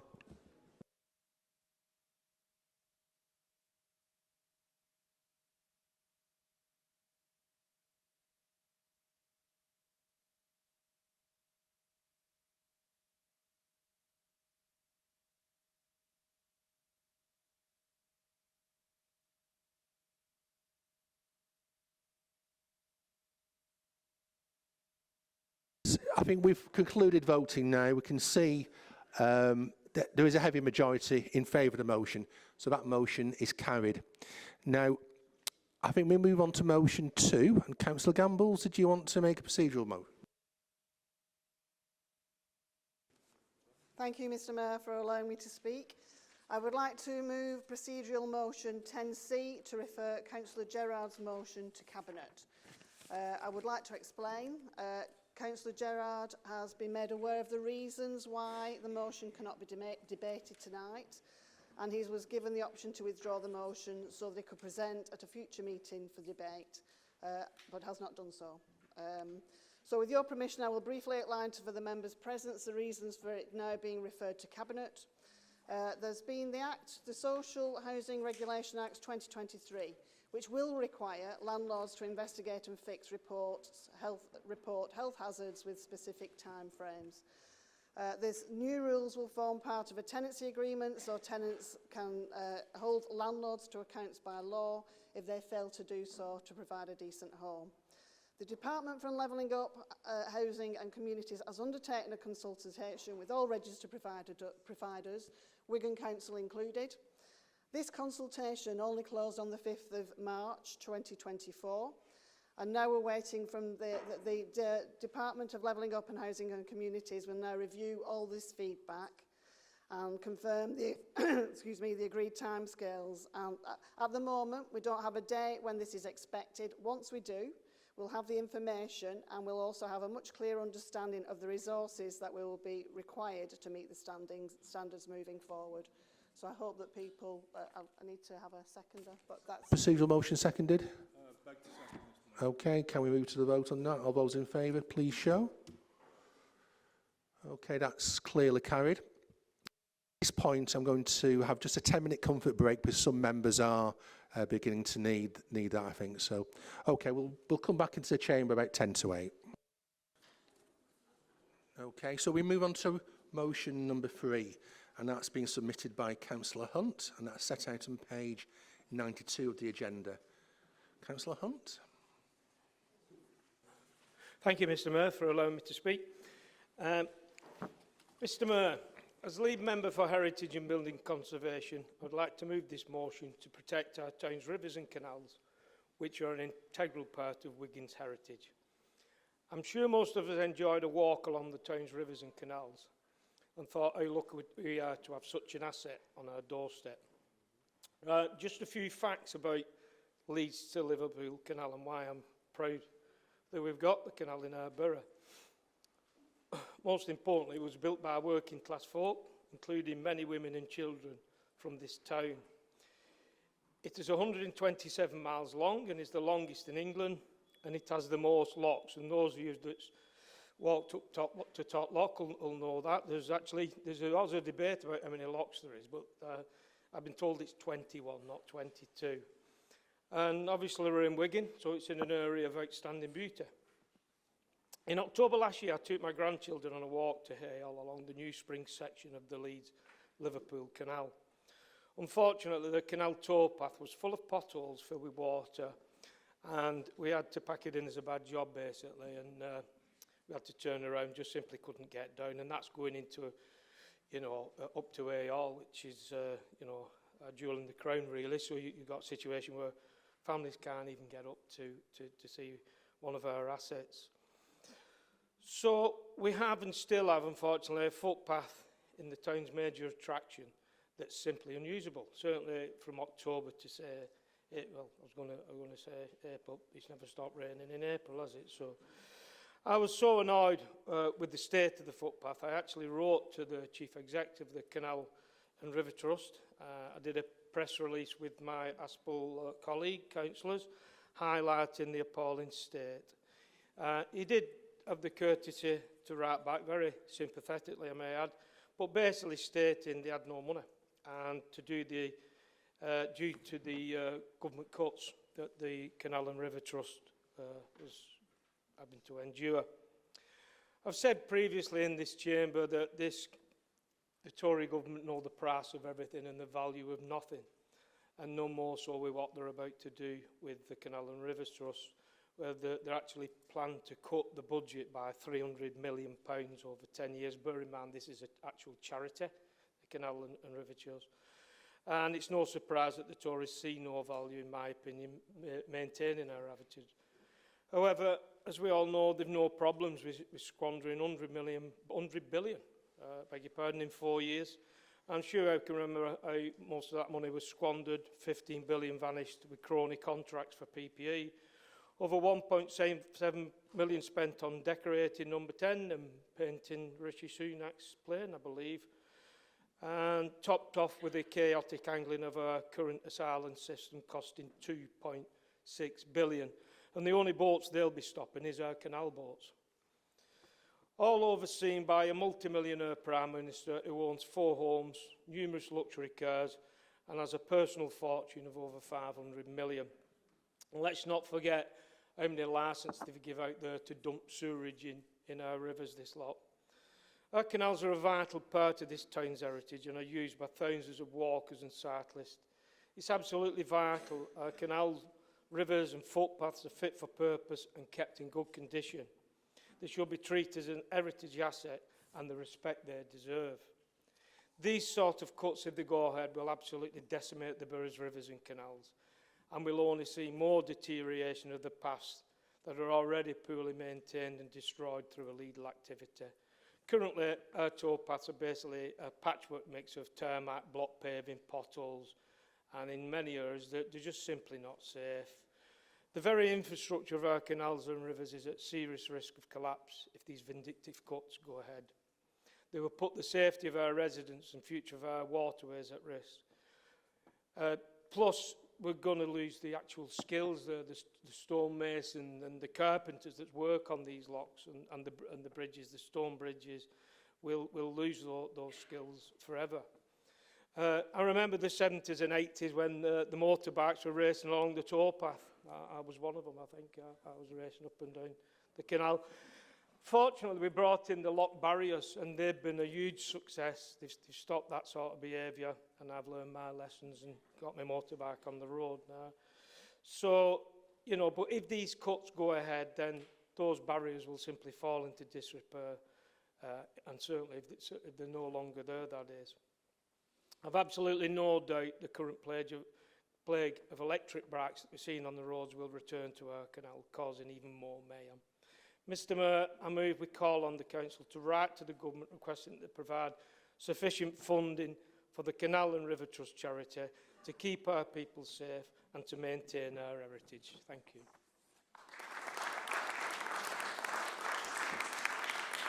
Thank you, Councillor Hunt. Councillor McSteen, are you seconding the motion? I am, Mr Mayor. Are you reserving your right to speak? I'm reserving my right to speak. Okay. Do any other members wish to speak on this motion? Councillor Jones? Sorry, I couldn't resist. Well, first of all, I agree 100%. I enjoy the towpaths. I love the history of it, especially thanks to the Shire horses that started the pulling of the canal barges. They're one of my favourite animals. The only thing I will say is I support you 100%. But I think we'd all agree in a few months' time, it's probably not going to be a Conservative government. It's probably going to be a Labour government. And I hope the same ambition from you all to keep cutting them trees down and writing them letters is to send it to your own government. Because then it'll be their responsibility. Now, maybe you will, and all respect to you, but are we going to say, it's not that confusing, you'll be in power in a few years, so are you then going to write to Keir Starmer instead of Richie Sunak? So if then you write to the Labour government and they turn around and say, we haven't got enough money, we're not going to do this, are you going to throw the same insults? Or is it political party politics? By blaming the government for everything, and then you criticising it, writing your letters, and let's be honest, one of the reasons, not with yours necessarily, Councillor Hunt, but a lot of these motions is just to fill the 5 rule up so this side doesn't get her in, Mr Mayor. Quite clever. We'd probably do the same, so fair play to you on that. But please, could you, when you come back, could you make us all a promise here in 12 months' time that you will ask the Chief Executive or whoever it is to write to the Labour government and to Leader Keir Starmer and make sure that he puts money in. And then what we should do if he doesn't is go on about him personally, because that's one thing that irritates me in politics. His money, his wealth is his business. Still a human being, still has feelings like the rest of us. You know, Keir Starmer, Jeremy Corbyn was rich. So why don't we keep it... Jeremy Corbyn was rich, got a massive house. But why don't we keep it professional about funding rather than attacking the personalities? But I must admit, I can't wait for the attacks on Keir Starmer, because I guarantee you, Mr Mayor, absolutely nothing will change next year when the Labour Party get into power. But you will get into power. Thank you, Mr Mayor. Thank you. Councillor Braley. Thank you. Did you smile then, Mr Mayor? Oh, well. Yeah, I totally agree with this. Money should be available. But there's loads of money everywhere. Everywhere. 20 million bicycle lane, isn't it? Yeah, 20 million for a bike lane, and you know, and there's £2.4 million in 106 monies unspent. You know, but some of these towpaths, you know, people want them to be a muddy path. They don't want, you know, a block paving or whatever. Anyway, now I can recall a few years ago, our canal banks were done by us. We block paved them from Abram to Wigan. So I just don't understand why you've gone to waterways when it's our responsibility. So, you know, I'd like... We'll sort it. Who? Keir Starmer will sort it. No, he's rubbish. Yeah, going back to the funding, I think we overspend on a lot of stuff, us. If we balance our books better, then we'll have untold wealth for spend on the proper things. I mean, you went to spending, Chris Reader, £44 million on AOL. What have you not replaced on that building? I think, Councillor Braley, I've allowed you a little bit of leeway, but you are going off the motion a bit too much. Well, can we not apply for funding how you applied for funding for AOL? Because obviously... Strict to the canals, to River Trust, and the charity. It is a charity, so just... Well, can we not have this money go to River Trust? Rochdale did it for £9 million. This is about government funding for the Canal and Rivers Trust, so just keep... But we keep approaching government. When I write to government about funding, they say, we give Wigan their money and they spend it how they want. Yeah, we're talking specifically in the motion about funding from the government for the Canal and Rivers Trust. I can understand. Hang on, so, and Councillor Hunt I can understand was the waterways highlighting that having as the part say, of his motion. So, but the footpaths, do we not own that land? No. Oh well. It's a good one then, isn't it? Well, that's answered my question, hasn't it? Let them pay for it then. See you, Manuel. Thank you, Councillor Braley. Councillor Flynns. Thank you very much, Mr Mayor, for allowing me to speak. I don't know how I can follow that, but I'll give it a go. Just to clarify, I'm sure that no trees were harmed in the letters that we've sent from this council from the Chief Executive. They've all been sent via email.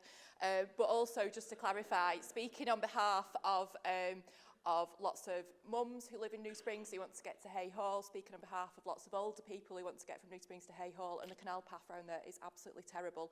They do not want it to be muddy. They want to be able to take the prams up there. They want to be able to make it accessible if people have, you know, walking aids that they need to get through. So, you know, you have your time for Peppa Pig and your wellies with your children, but there's also times with your pram where you want to be able to go on a nice walk. And I think, you know, we are absolutely blessed that we do have the canals in our borough. I'm particularly blessed that we have it in our ward. But just to say is, I think if people knew that the government were talking about reducing the money to the Canal and River Trust, talking about making the potential to repair some of these paths, to make them up to a decent quality, so you can get a pram down there, so you can get there if you have additional walking needs, they'd be horrified. For me, we should be putting more money into the Canal and River Trust, because it's not just a heritage asset. That is an absolutely fantastic point. But for me, it's about the future. It's about fitness. It's about getting people in a habit of getting outside, walking. It's good for mental health. It's good for physical health. We should be investing more in the Canals and River Trust, not taking away. So on behalf of the residents of my ward, on behalf of the residents of the borough, I will absolutely be supporting Councillor Hunt's motion. Thank you very much. Thank you, Councillor Flynn. Councillor Gerard next, right? Thanks, Mr. Mayor. Thank you, Councillor Hunt, for fetching this motion to the council, and I fully support it. We do need to invest in our riverways, canals, wherever. But looking at a bit of background on this, there was a 15-year deal of over £740 million to the Canals and River Trust, and a further £400 million been announced from 2027. I understand in real terms the cost, in real terms it has gone down, but I'm just wondering if you can clarify just how much taxpayers' money do we actually need to spend on this, and how long of a period do we actually want to fund it for before alternative sources come in from the government or taxpayer or wherever. But I am behind it. I mean, the ethos is right. We need to improve all our areas where we can and retain our heritage. But obviously it's the cost of the taxpayer what's, no matter what, blue or red, but that's what the budget is going to boil down to, is where the money is going to come from. But there is money there from 2037. I'm just wondering how much do we actually asking the taxpayer to stump up in the future. Thank you. Thank you, Councillor Gerard. I think we'll go to Councillor McSteen, who's reserved his right to speak as the second of the motion. Thank you, Mr. Mayor, for allowing me to speak on this. It's a motion I'm very proud to support. Growing up in a tithe house at what's now Bedford Pumping Station, I've long held a personal connection with waterways within our borough.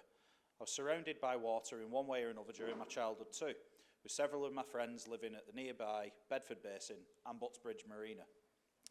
My appreciation during those years for the canal's function and the rich heritage was limited, but in my adult life, I've come to recognise this more than ever. The bridges I used to walk over during my years at Bedford High School is actually over 200 years old, constructed during the time that these canals were the very real arteries of industry within our borough, shifting millions of tonnes of coal and cotton back and forth. Let's not forget that our canal network was immortalised by George Orwell in The Road to Wigan Pier too, even if he does paint a rather bleak picture of life in our borough and the declining primary industries within it. I doubt Orwell could have predicted the evolution that our canals have had in the 87 years since he published that.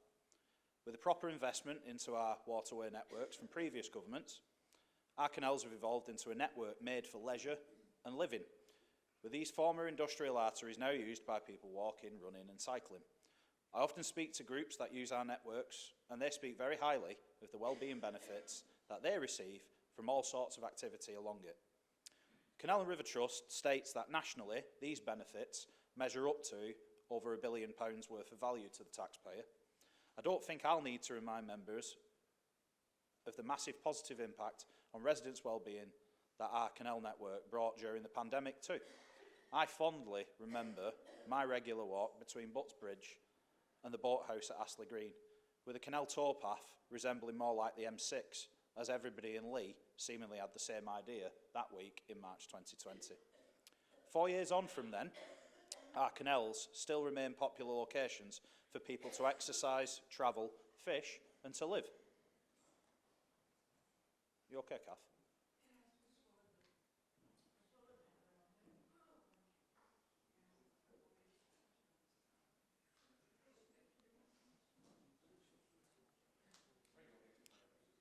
Thanks, Mr. Mayor. I fondly remember my regular... Oh, hang on. No, I wasn't there. I'm a bit further on from there. Yeah, 4 years on from then, our canals still remain popular locations for people to exercise, travel, fish and live. I regularly have breakfast with Reg, a retired miner who lives on his narrowboat and travels between moorings from Plank Lane Marina all the way up to into central Manchester. And he loves the freedom that touring our waterways gives him in his retirement. So I've shared a little bit of my story and the connections and the sizable benefits that our repurposed industrial routes now bring to the borough. But I want to emphasise that this is now under threat from these cuts from central government, the impact of which is estimated to be 25% of the Canal and River Trust's programme of works. Make no mistake, a cut of that magnitude to anybody's operating spending nationally will result in critical failures. You can already see the efficiencies and the parallels with how the Canal and River Trust works and how our council does too, with some elements of both organisations' work now being carried out by volunteers.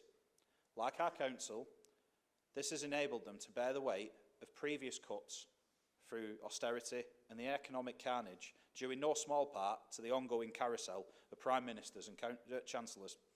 But that only reinforces the point that you simply cannot hack away 25% of a charity's funding and expect there not to be casualties. And I will dare to use the word casualty as a very real consequence. We see frequent campaigns on water safety across Greater Manchester, and sadly, Wigan's the second highest Greater Manchester borough for water-related deaths. And I need to remind members that our December meeting began with a moment of silence for the deaths of a resident and his carer who tragically lost their lives back in November. The critical issue of water safety in our borough simply isn't a debatable topic. It's irrefutable fact, and a spending reduction of a quarter of the Canal and River Trust's operating budget will have a marked impact on ensuring that these safety measures and others are both implemented and maintained.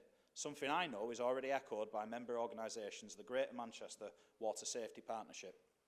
But the impact to this government's decision-making on the safety of our waterways doesn't stop there.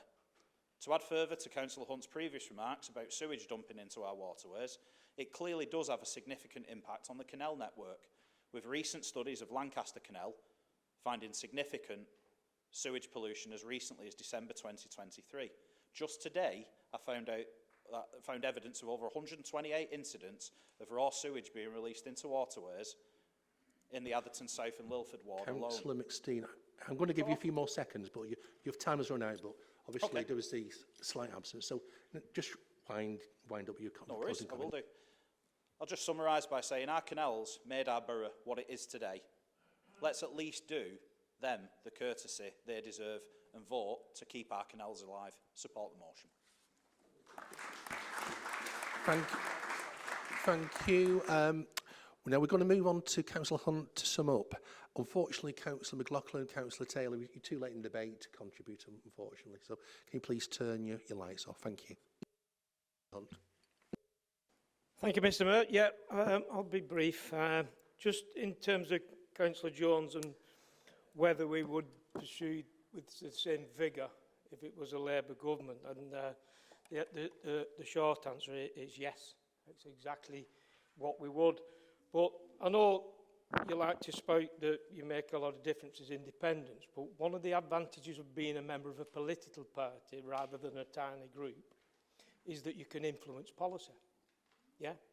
So we get the opportunity in this, as Labour members to send policies to conference. Yeah? And consequently, that's how you get policies like banning zero-hour contracts or universal childcare for all children over 9 months. Now, if you can do that as independents, let me know you can do that. But so the answer to the question is yes, we'll do that, and we'll certainly that. As for personal attacks on a multi-millionaire, I don't make no apologies for doing that. This is a man that stood up, right, and said when he gets elected, he's going to take funding out of working class areas and put them into affluent areas. If somebody attacks my grandkids, I'm having a pop back, and I'll make no apologies for that. So, not a problem. Not only that, you know, to be a millionaire, it's hypocrisy to do what he's doing, you know, to actually do what he's doing. He's a multi-millionaire telling all those tighten your belts and there's no money in the country, taking money out the canals. So I've not got a problem with that. Plus, he's actually rubber stamping licences. But bring it here, you can pump as much sewage. As long as you pile your money into the Tory party, not got a problem with that. Get as much sewage in the rivers as what you want. So there'll be no apologies from me having a pop at him, I can assure you.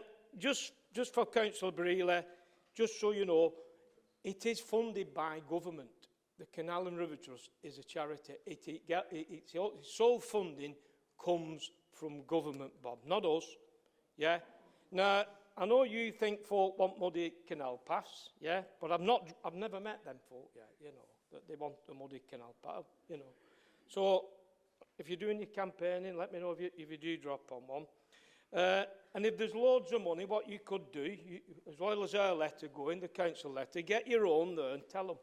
Because I think you might have a point. They might not know where all this money is, Bob, but you can tell them.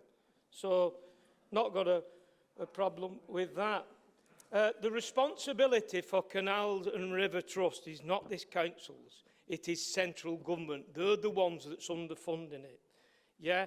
And how long, Councillor Gerard? Well, how long's a piece of string? Because we simply don't know. And by the way, you know, you can read all the press. I don't go around saying the Labour government's inevitable, by the way, because I've seen, you know, a week in politics is a short time. Anything can happen. They've got the right-wing press behind them. They've got to stop the boats. So I don't take things like that for granted. So there's no guarantees there. But what I do know, if a Labour government is in, because you know, if this lot stay in, you know what's coming next. It won't be 8 years. Yeah, it's privatisation, isn't it? Because that's what they want to do, isn't it?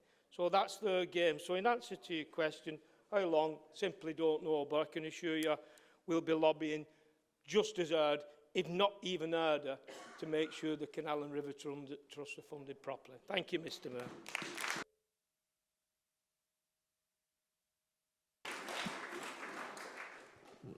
Right. OK, we'll move to the vote on the motion now. Please show all those in favour. OK, that looks unanimous, which is good. We move on to the next motion, but I will just remind people to show respect when people are speaking and not to, indulge in side conversations, please. Motion number 4 is submitted by Yvonne Cleave. Yvonne, Councillor Cleave, sorry, please move the motion. Thank you, Mr. Mayor, for allowing me to speak. The unprecedented severe shortage of medication in the NHS, which has doubled over the last 2 years, is having a detrimental effect on the health and well-being of many people in our borough, and in some cases endangering their lives. As of December 2023, there was a national shortage of 89 medicines. As of today, this now stands at over 120. In the last 4 months, a further 31 medicines are now in short supply. All caused by a combination of factors, for example, Brexit, the war in Ukraine, the impact of COVID, and broader economic instability. Medicines that are life-saving in many instances, diabetic medication, ADH medication, drugs to treat schizophrenia, and drugs used to treat cancer. Not only having an impact on our physical health, but on our mental health as well. The severe shortage is putting lives at risk of our residents in our borough. The number of products in short supply has doubled in the last 2 years, and this can't be allowed to continue. Pharmacy teams have been struggling for some time now, but it's now worse than ever. And for patients, mean very worrying delays. On average, pharmacy teams are spending an extra 11 hours a week tracking down these much-needed medicines. This adds to the stress of our pharmacy teams and means they have less time to spend offering the wider healthcare services that patients need and rely on. This affects the health of more challenging parts of the country, which includes Wigan and Lee Borough. This government needs to step in to stabilise the UK medicine chain and do a full strategic review in England to tackle this problem. This will help to alleviate the critical situation for both pharmacies and the communities they serve. In December, I myself had to visit 7 separate pharmacists to try and source crucial diabetic medication for a member of my family. Some of our vulnerable residents haven't got transport or the funds to travel around the borough trying to access their prescriptions. Each pharmacist I spoke to shared their frustration and anger that more wasn't being done to help their patients who couldn't access their prescriptions. We need the government to stop allowing the use of private prescriptions by private beauty clinics for weight loss on what they believe to be a quick fix without proper consultation and warning patients of the severe side effects. Ozempic, a drug needed by diabetics, is a good example of this. While genuine users can't access this medication, it is being prescribed on private prescription, causing further issues to the supply chain, but with dreadful gastric side effects for users. I hope each and every member in this chamber can support this motion to give all our residents access to their prescriptions and the medication they need and rightly deserve. Thank you, Mr. Mayor.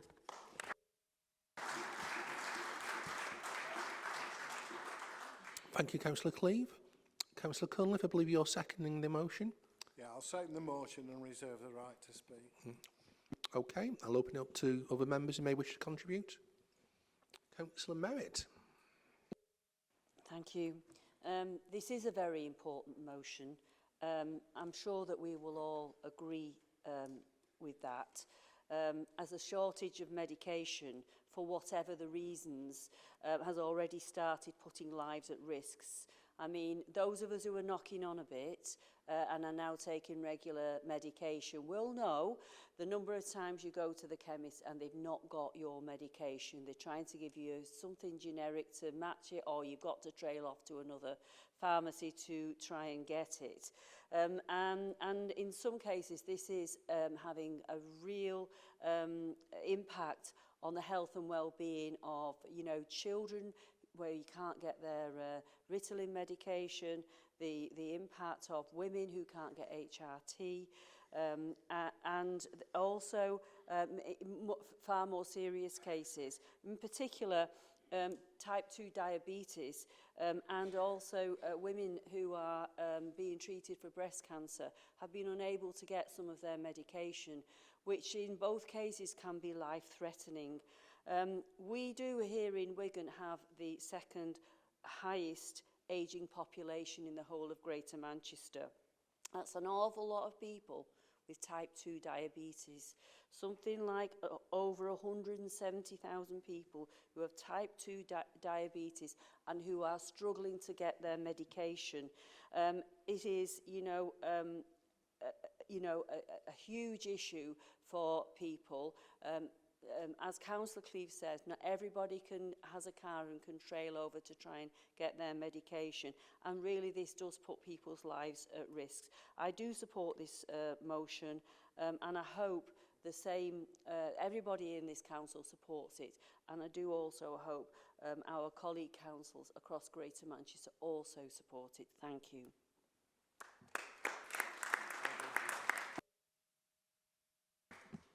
Thank you. We've got Councillor Parkinson.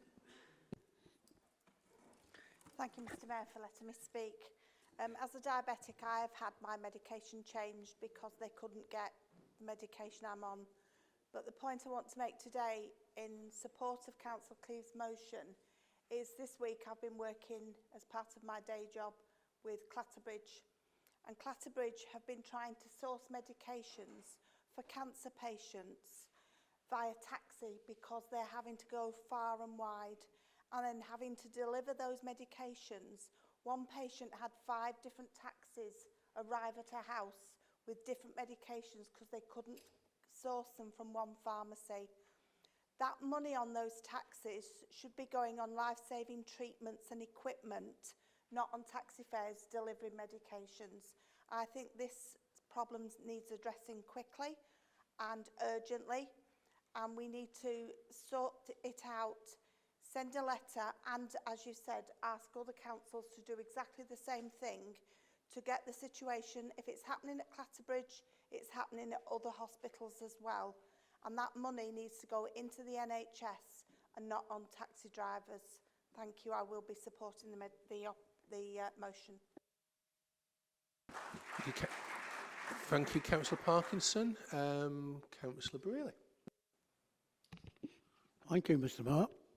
I'm a bit confused about what Yvonne said about people not getting the medication, can't get transport and whatever.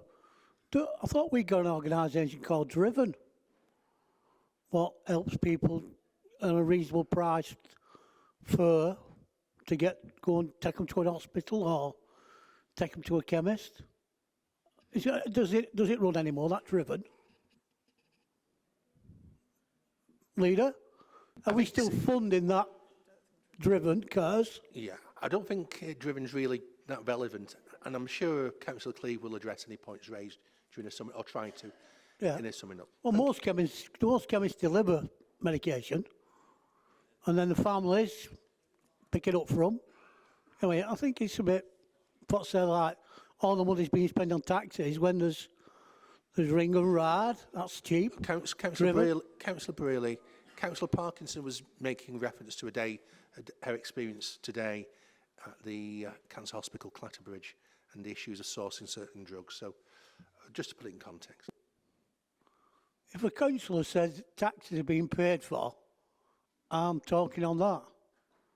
Yeah, well, that's it. And then you'd interrupt me all the time. I don't get it, Mr. Mayor. Okay, let go. Got Councillor Samantha Brown. Thank you. It's just a quick one. Firstly, I'm fully supporting this motion. My little boy got diagnosed with ADHD less than a year ago. Since then, he's been put on 4 different ADHD medications with some awful side effects because they couldn't get it right, because the one that was right for him, which he started with, was the mass shortage, and he just genuinely couldn't get it. And he was in hospital at one point because he'd hurt himself. He was that ill with the different medications that he was given. I now have to request his medication 2 weeks before it's actually due every single month, and I have to drive from Lee to Wigan every 4 weeks to collect his medication because of this shortage. So for that reason and that reason alone, because I'm not the only mum that will be going through this, for that reason and that reason alone, I will be supporting you, and thank you.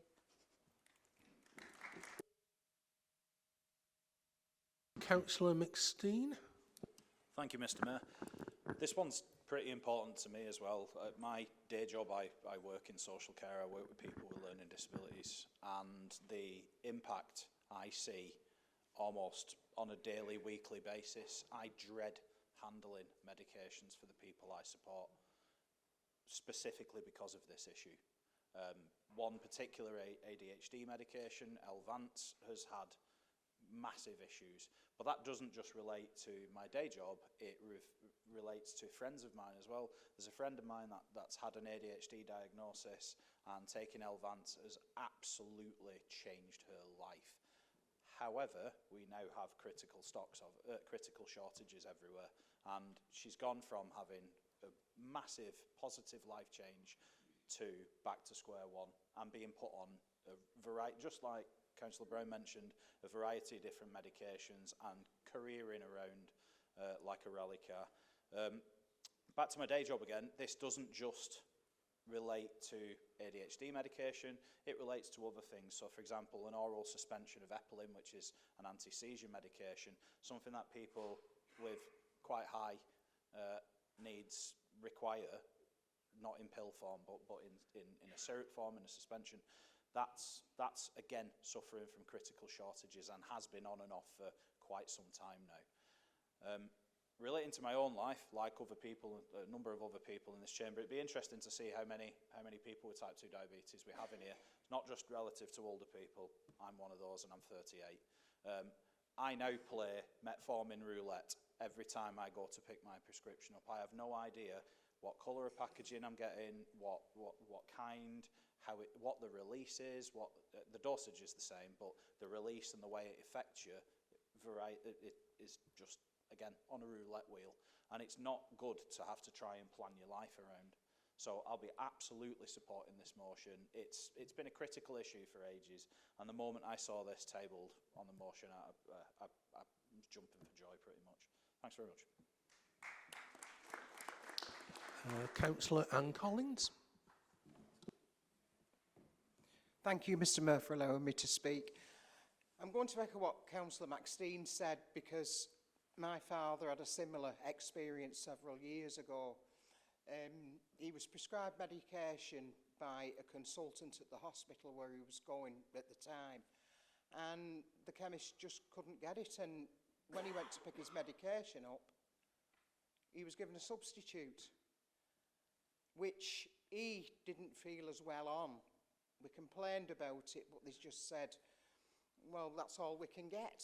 You know, that's all we can get. And I've other relatives who have type 2 diabetes, who have same problem trying to get hold of the same medication, and it's just awful. It really is. It's very distressing for the people who are on the medication. I'm sure it's frustrating for the pharmacists who are trying to source a supply, so I will be supporting this motion. Thank you, Councillor Collins. I think we're going to move to the Deputy Leader, who's reserved his right to speak a second of the motion. Thank you, Mr Mayor. I think a number of people have spoken about the shortage, and Councillor Cleave raised it when she was moving this, that the shortage of NHS drugs nationally, so it's not an issue for Driven, this is a national shortage of over 120 drugs. They're just not in the country, so people can't get them. The particular areas where there is significant concern is drugs for ADHD, which means young people who've been diagnosed with that may not be able to get the medication that they require, with all the consequent behaviours that may result in. And Councillor McSteen mentioned epilepsy as well. If people cannot obtain their medication to control their epilepsy, you know, people are going to have far more seizures. Schizophrenia is another illness that there are difficulties in obtaining these drugs. And type 2 diabetes, like Councillor Cleave was saying, is really important, because untreated type 2 diabetes can result in serious heart conditions, liver conditions, kidney conditions, and even a stroke. So if people with type 2 diabetes are unable to get the medication that they're required to control that, there are real serious consequences for their health and well-being, and even possibly endangering their life. And breast cancer is a real issue. Supplies of letrozole, anastrozole and tamoxifen are seriously short. And for people with breast cancer, the chance to get these drugs or not being able to get these drugs may result in a resurgence of the breast cancer and serious significant impact on their life. And part of this is, I mean, there are many reasons for it, but one of the main reasons for it is now we're in the sunlit uplands of Brexit, because they are the major contributor to the shortage of drugs in this country. And the reasons are because after Brexit, the pound was hit, and so the value of the pound is less than it was. The other issue is there are now border controls and things that need to be done at the borders that are discouraging pharmacy companies from spending in this country. The government also introduced a cap on the sales value of NHS branded drugs. And if the company's sales value is greater than the cap that the government put on, the government places a levy on the pharmaceutical companies, therefore discouraging it helps the NHS spending because it reduces the NHS spending on drugs, but it reduces the incentive on pharmaceutical companies to sell these drugs in the UK. And of course the EU, recognising that this is an international problem and a national problem for them, are actually stockpiling drugs that are required and therefore making less availability. So although we have taken control and have our sovereignty, it's actually working against us in being able to get the drugs that people need. And this is a real concern because it will certainly affect citizens in this borough who suffer from any of those conditions. And so really what we need is the Chief Exec of the NHS and the Secretary of State for Health to really look at ensuring that supply chains are protected and that we can get supply chains that work. And the other thing is then that having done that, we need to have a real strategic review about how in the long term we sustain the supply of drugs and medications into this country. Because now people are suffering, some people are probably even dying as a result of not being able to get the medication they want, because the government is not addressing this national shortage in an international market that is experiencing severe difficulties. So we need to get it done to ensure the health and well-being of the population of this country.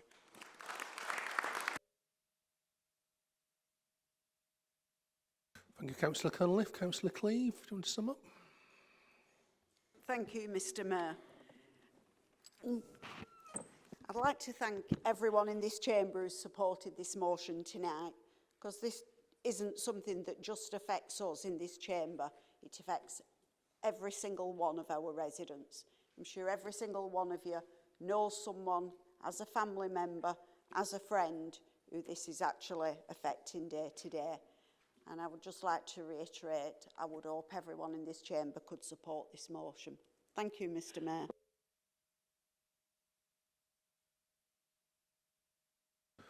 Okay, can all those of you in favour of the motion please show? Okay, that's unanimous, that's great. We are probably got about just over 30 minutes left before the guillotine. We are moving into the last motion now.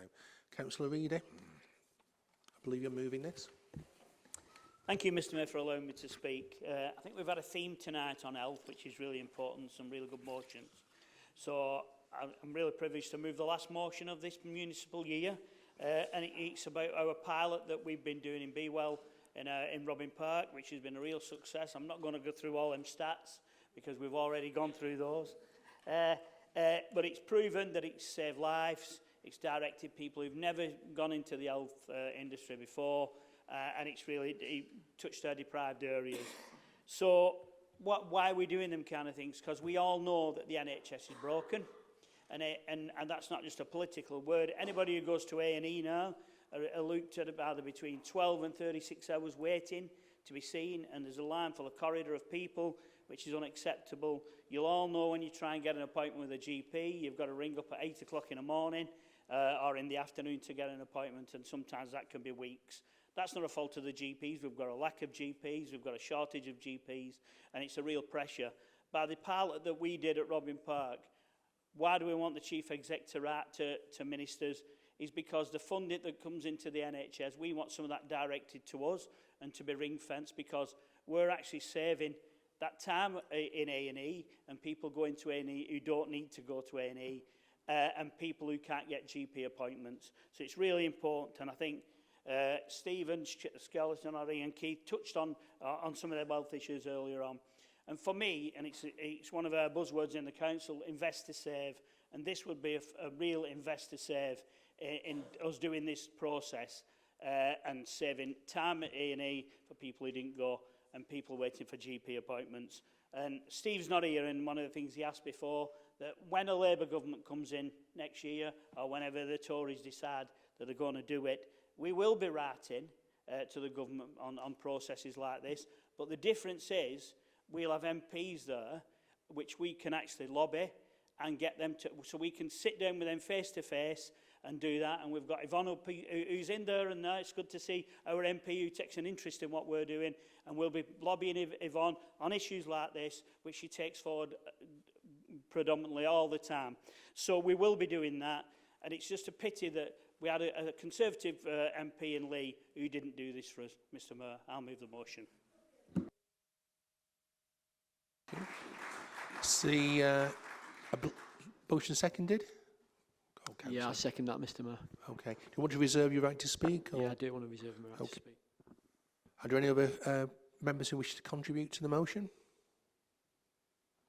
Okay, we've got Councillor Braley. Yeah, I'm just a bit upset with your insult there. We've got an MP, we've got 3 MPs in Wigan, not 2 Labour and 1 Conservative. We've got 3 MPs who fight for the same causes. I think you owe James Grundy an apology for that. That's disgusting, I'm telling you. Councillor Braley, I don't think your comment's really that relevant, to be honest. Well, it was, yeah. It was relevant, yeah. No. Councillor Cunliffe, it's always been attack on Tories. Wait till you might get in next year. What about reforms? Reforms coming through. Councillor Braley. It's the green light, Mr Mayor. Can you look there? It's a green light. I've not finished yet. Yeah, stick Don't to shut me up. Stick to the Don't subject. try to shut me up. I'll stick to the subject and try not to see a red light when I see you, I'm Councillor sticking Braley. to it. Very good. It's always going on about Tory this and Tory that and the government this. It's this government, it's you lot what's supposed to get things sorted out. Councillor Braley, you've not joined the Tories, have Mr you? Mayor, will you shut up, will you? Councillor Braley. Will you shut up You're interrupting talking me? as though we joined the Tories now. I've read the rules, you need to read them. I'm in charge in here, Councillor Braley. You need to read the rules, Mr Mayor. Come on. Councillor Cunliffe. Anyway, it's all on record. Fair enough. Councillor Cunliffe. Thank you, Mr Mayor. Just to come back, there are 4 MPs in this borough. There's 2 Labour and 2 Tories, 1 in Lee, 1 Bolton West covering Atherton, and 2 Labour MPs, Makerfield and Wigan. And whilst Councillor Braley seeks to defend James Grundy, we talk about preventative measures, and there is a ring-fence budget for public health. There's a public health budget. And over the years of Tory government, that's been reduced by 24% for preventative measures. And I'm fairly sure that both James Grundy, Chris Green voted for that reduction in the public health budget, and I'm sure Yvonne Favorg and Lisa Nandy didn't. So there is an issue.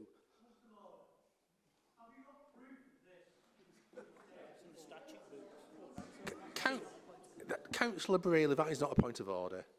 You've really tested my patience tonight, you know. You're really looking to still be here. Prove me wrong. Well, James Grundy's never voted against the Tory government anyway, as far as I know. But anyway, this is really what we need to do in this borough.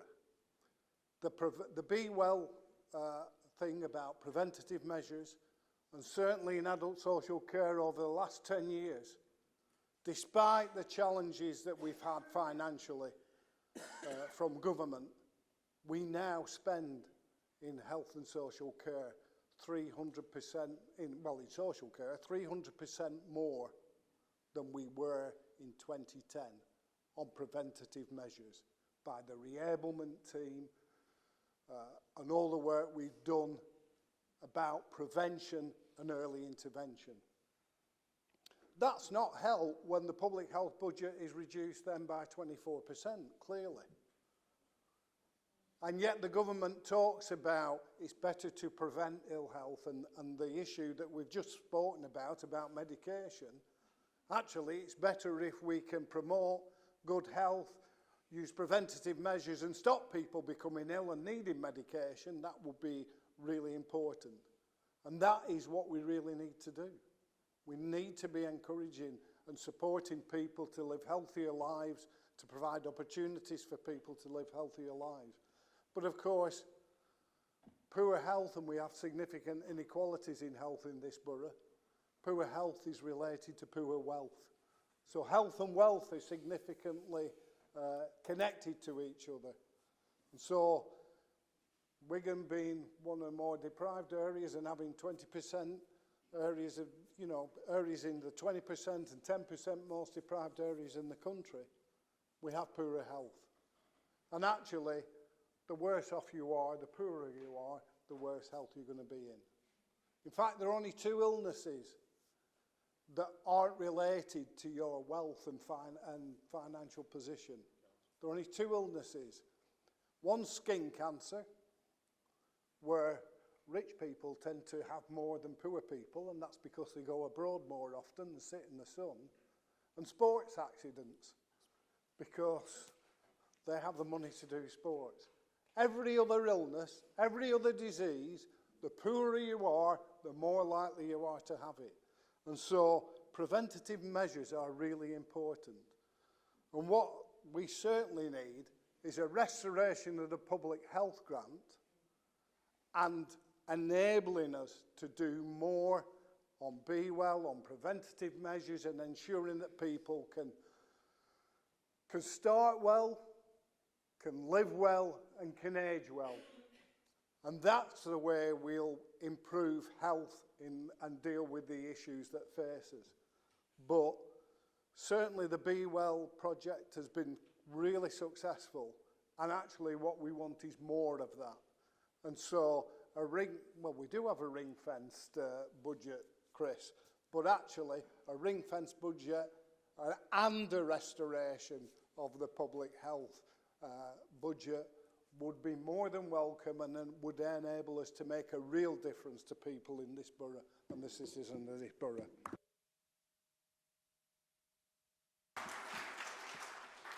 Councillor Gerard next. Thanks, Mr Mayor, and thank you, Chris, for fetching this motion to the Chamber. I know you said something about the statistics. I'm wondering if you can spread that out to councillors over an email or via a spreadsheet through the member system if we can. It'd be well worth looking into. But I fully support this, and I think we've said in motions before, where being healthy and being fed well with the right ingredients, obviously. I need to look at myself really, I think quite a few others do. But yeah, it's all about education as well, isn't it? So if we can get into the Be Well scheme into the schools, more physical activity, better home economics, what we used to have years ago, but seems to have gone by the way. Everyone's relying on fast food now. And there's a tsunami coming in the future of like obesity crisis. I mean, there was only a report the other day about, listened to on the radio, how primary school children now are being classed as obese. I think when we was younger, that was like a rarity, wasn't it? You know, everyone was out doing physical education. You were made to do it.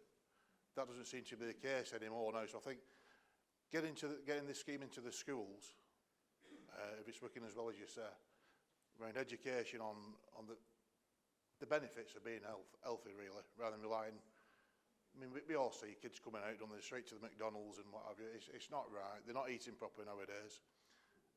And the pressure that's going to cause on the NHS in 5, 10, 15 years is going to be unbelievable. I mean, we mentioned about a medicine shortage now. I mean, there's other factors to that, you know, the war in Ukraine, the world's teetering on the brink now. It's going to be, people are going to die through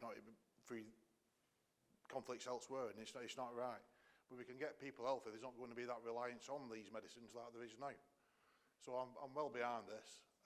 I think there is the need, though, to educate the younger generations, as well as being able to vote, you know, is to eat well, be healthy, and prize the only tool that you've got, which is your body.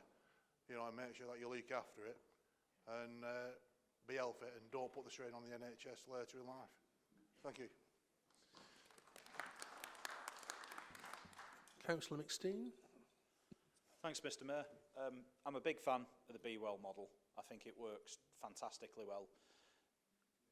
One of the challenges I have seen recently, though, has been around, and it does fit under the Be Well scheme, is the holiday activity and food provision for young people. I have spoke with a resident who has mentioned that their son, who has a disability, physical disability, has been unable to find placements clearly indicated that he can go and attend. That's one thing that I have fed back, and the positive out of that is that the Be Well team have been really receptive to that feedback. They haven't brushed it off, they haven't batted it away, it hasn't hit an iron wall, they've responded to it, they're making amendments to it, and I think that's absolutely fantastic and should be commended. I think the model works really well. Certainly if the Be Well scheme would have been in place when I was younger, or around prior to the time when I was diagnosed diabetic, I think it would have had a significant impact on me. And I think the holistic model of people accessing physical activity in a way that suits them is critically important, and I think it's something that a lot of local authorities could probably take lessons from, and I wholeheartedly support this motion. Thank you. Okay, Councillor Wigan, do you want to exercise your right to speak? Yeah. Just following on from what Councillor Reedy said earlier, waiting times for our residents to get an appointment with a GP or for a hospital visit is, as we all know, getting longer by the day, mainly due to the actions of this inept Tory government. And for people suffering with mental health issues, the wait can be even longer, especially for the younger people of our borough. Anything that can help alleviate the pressures on our health system must be applauded and supported, especially in a ward like mine, which is Standish. Standish has seen a massive rise in population over the last few years, and that's created a huge demand on the health services that are provided within the town. As mentioned earlier, the idea of support workers or counsellors based at a place like the Standish Leisure Centre could offer a vital first point of contact for residents who may be grappling with mental health issues. And having someone to speak to at the earliest signs of distress could help issues from escalating into more serious conditions. We're lucky in Standish because we've got a great leisure centre, and they provide a first-class service. They encourage a healthy lifestyle, obviously, with classes for all ages, from yoga to walking football to football for the youngsters. And I even think Councillor Reedy participates in the walking football, if I'm right. But just to sum up, I think in a society plagued by stress and anxiety, it's our duty to pursue every avenue available to contribute to the well-being of our residents, and to go as far as we possibly can to help lift the overbearing pressures on our NHS staff. And that's why I'm more than happy to second the motion.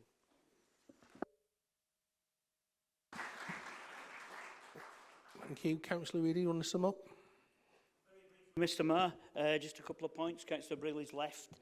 I wish he was still here, because one of the things he said, would I apologise to Councillor James Grundy? No, I won't, because every letter that I've sent to the government and ministers, and as far as I believe from officers, we've had no response in them letters quoting James Grundy's support.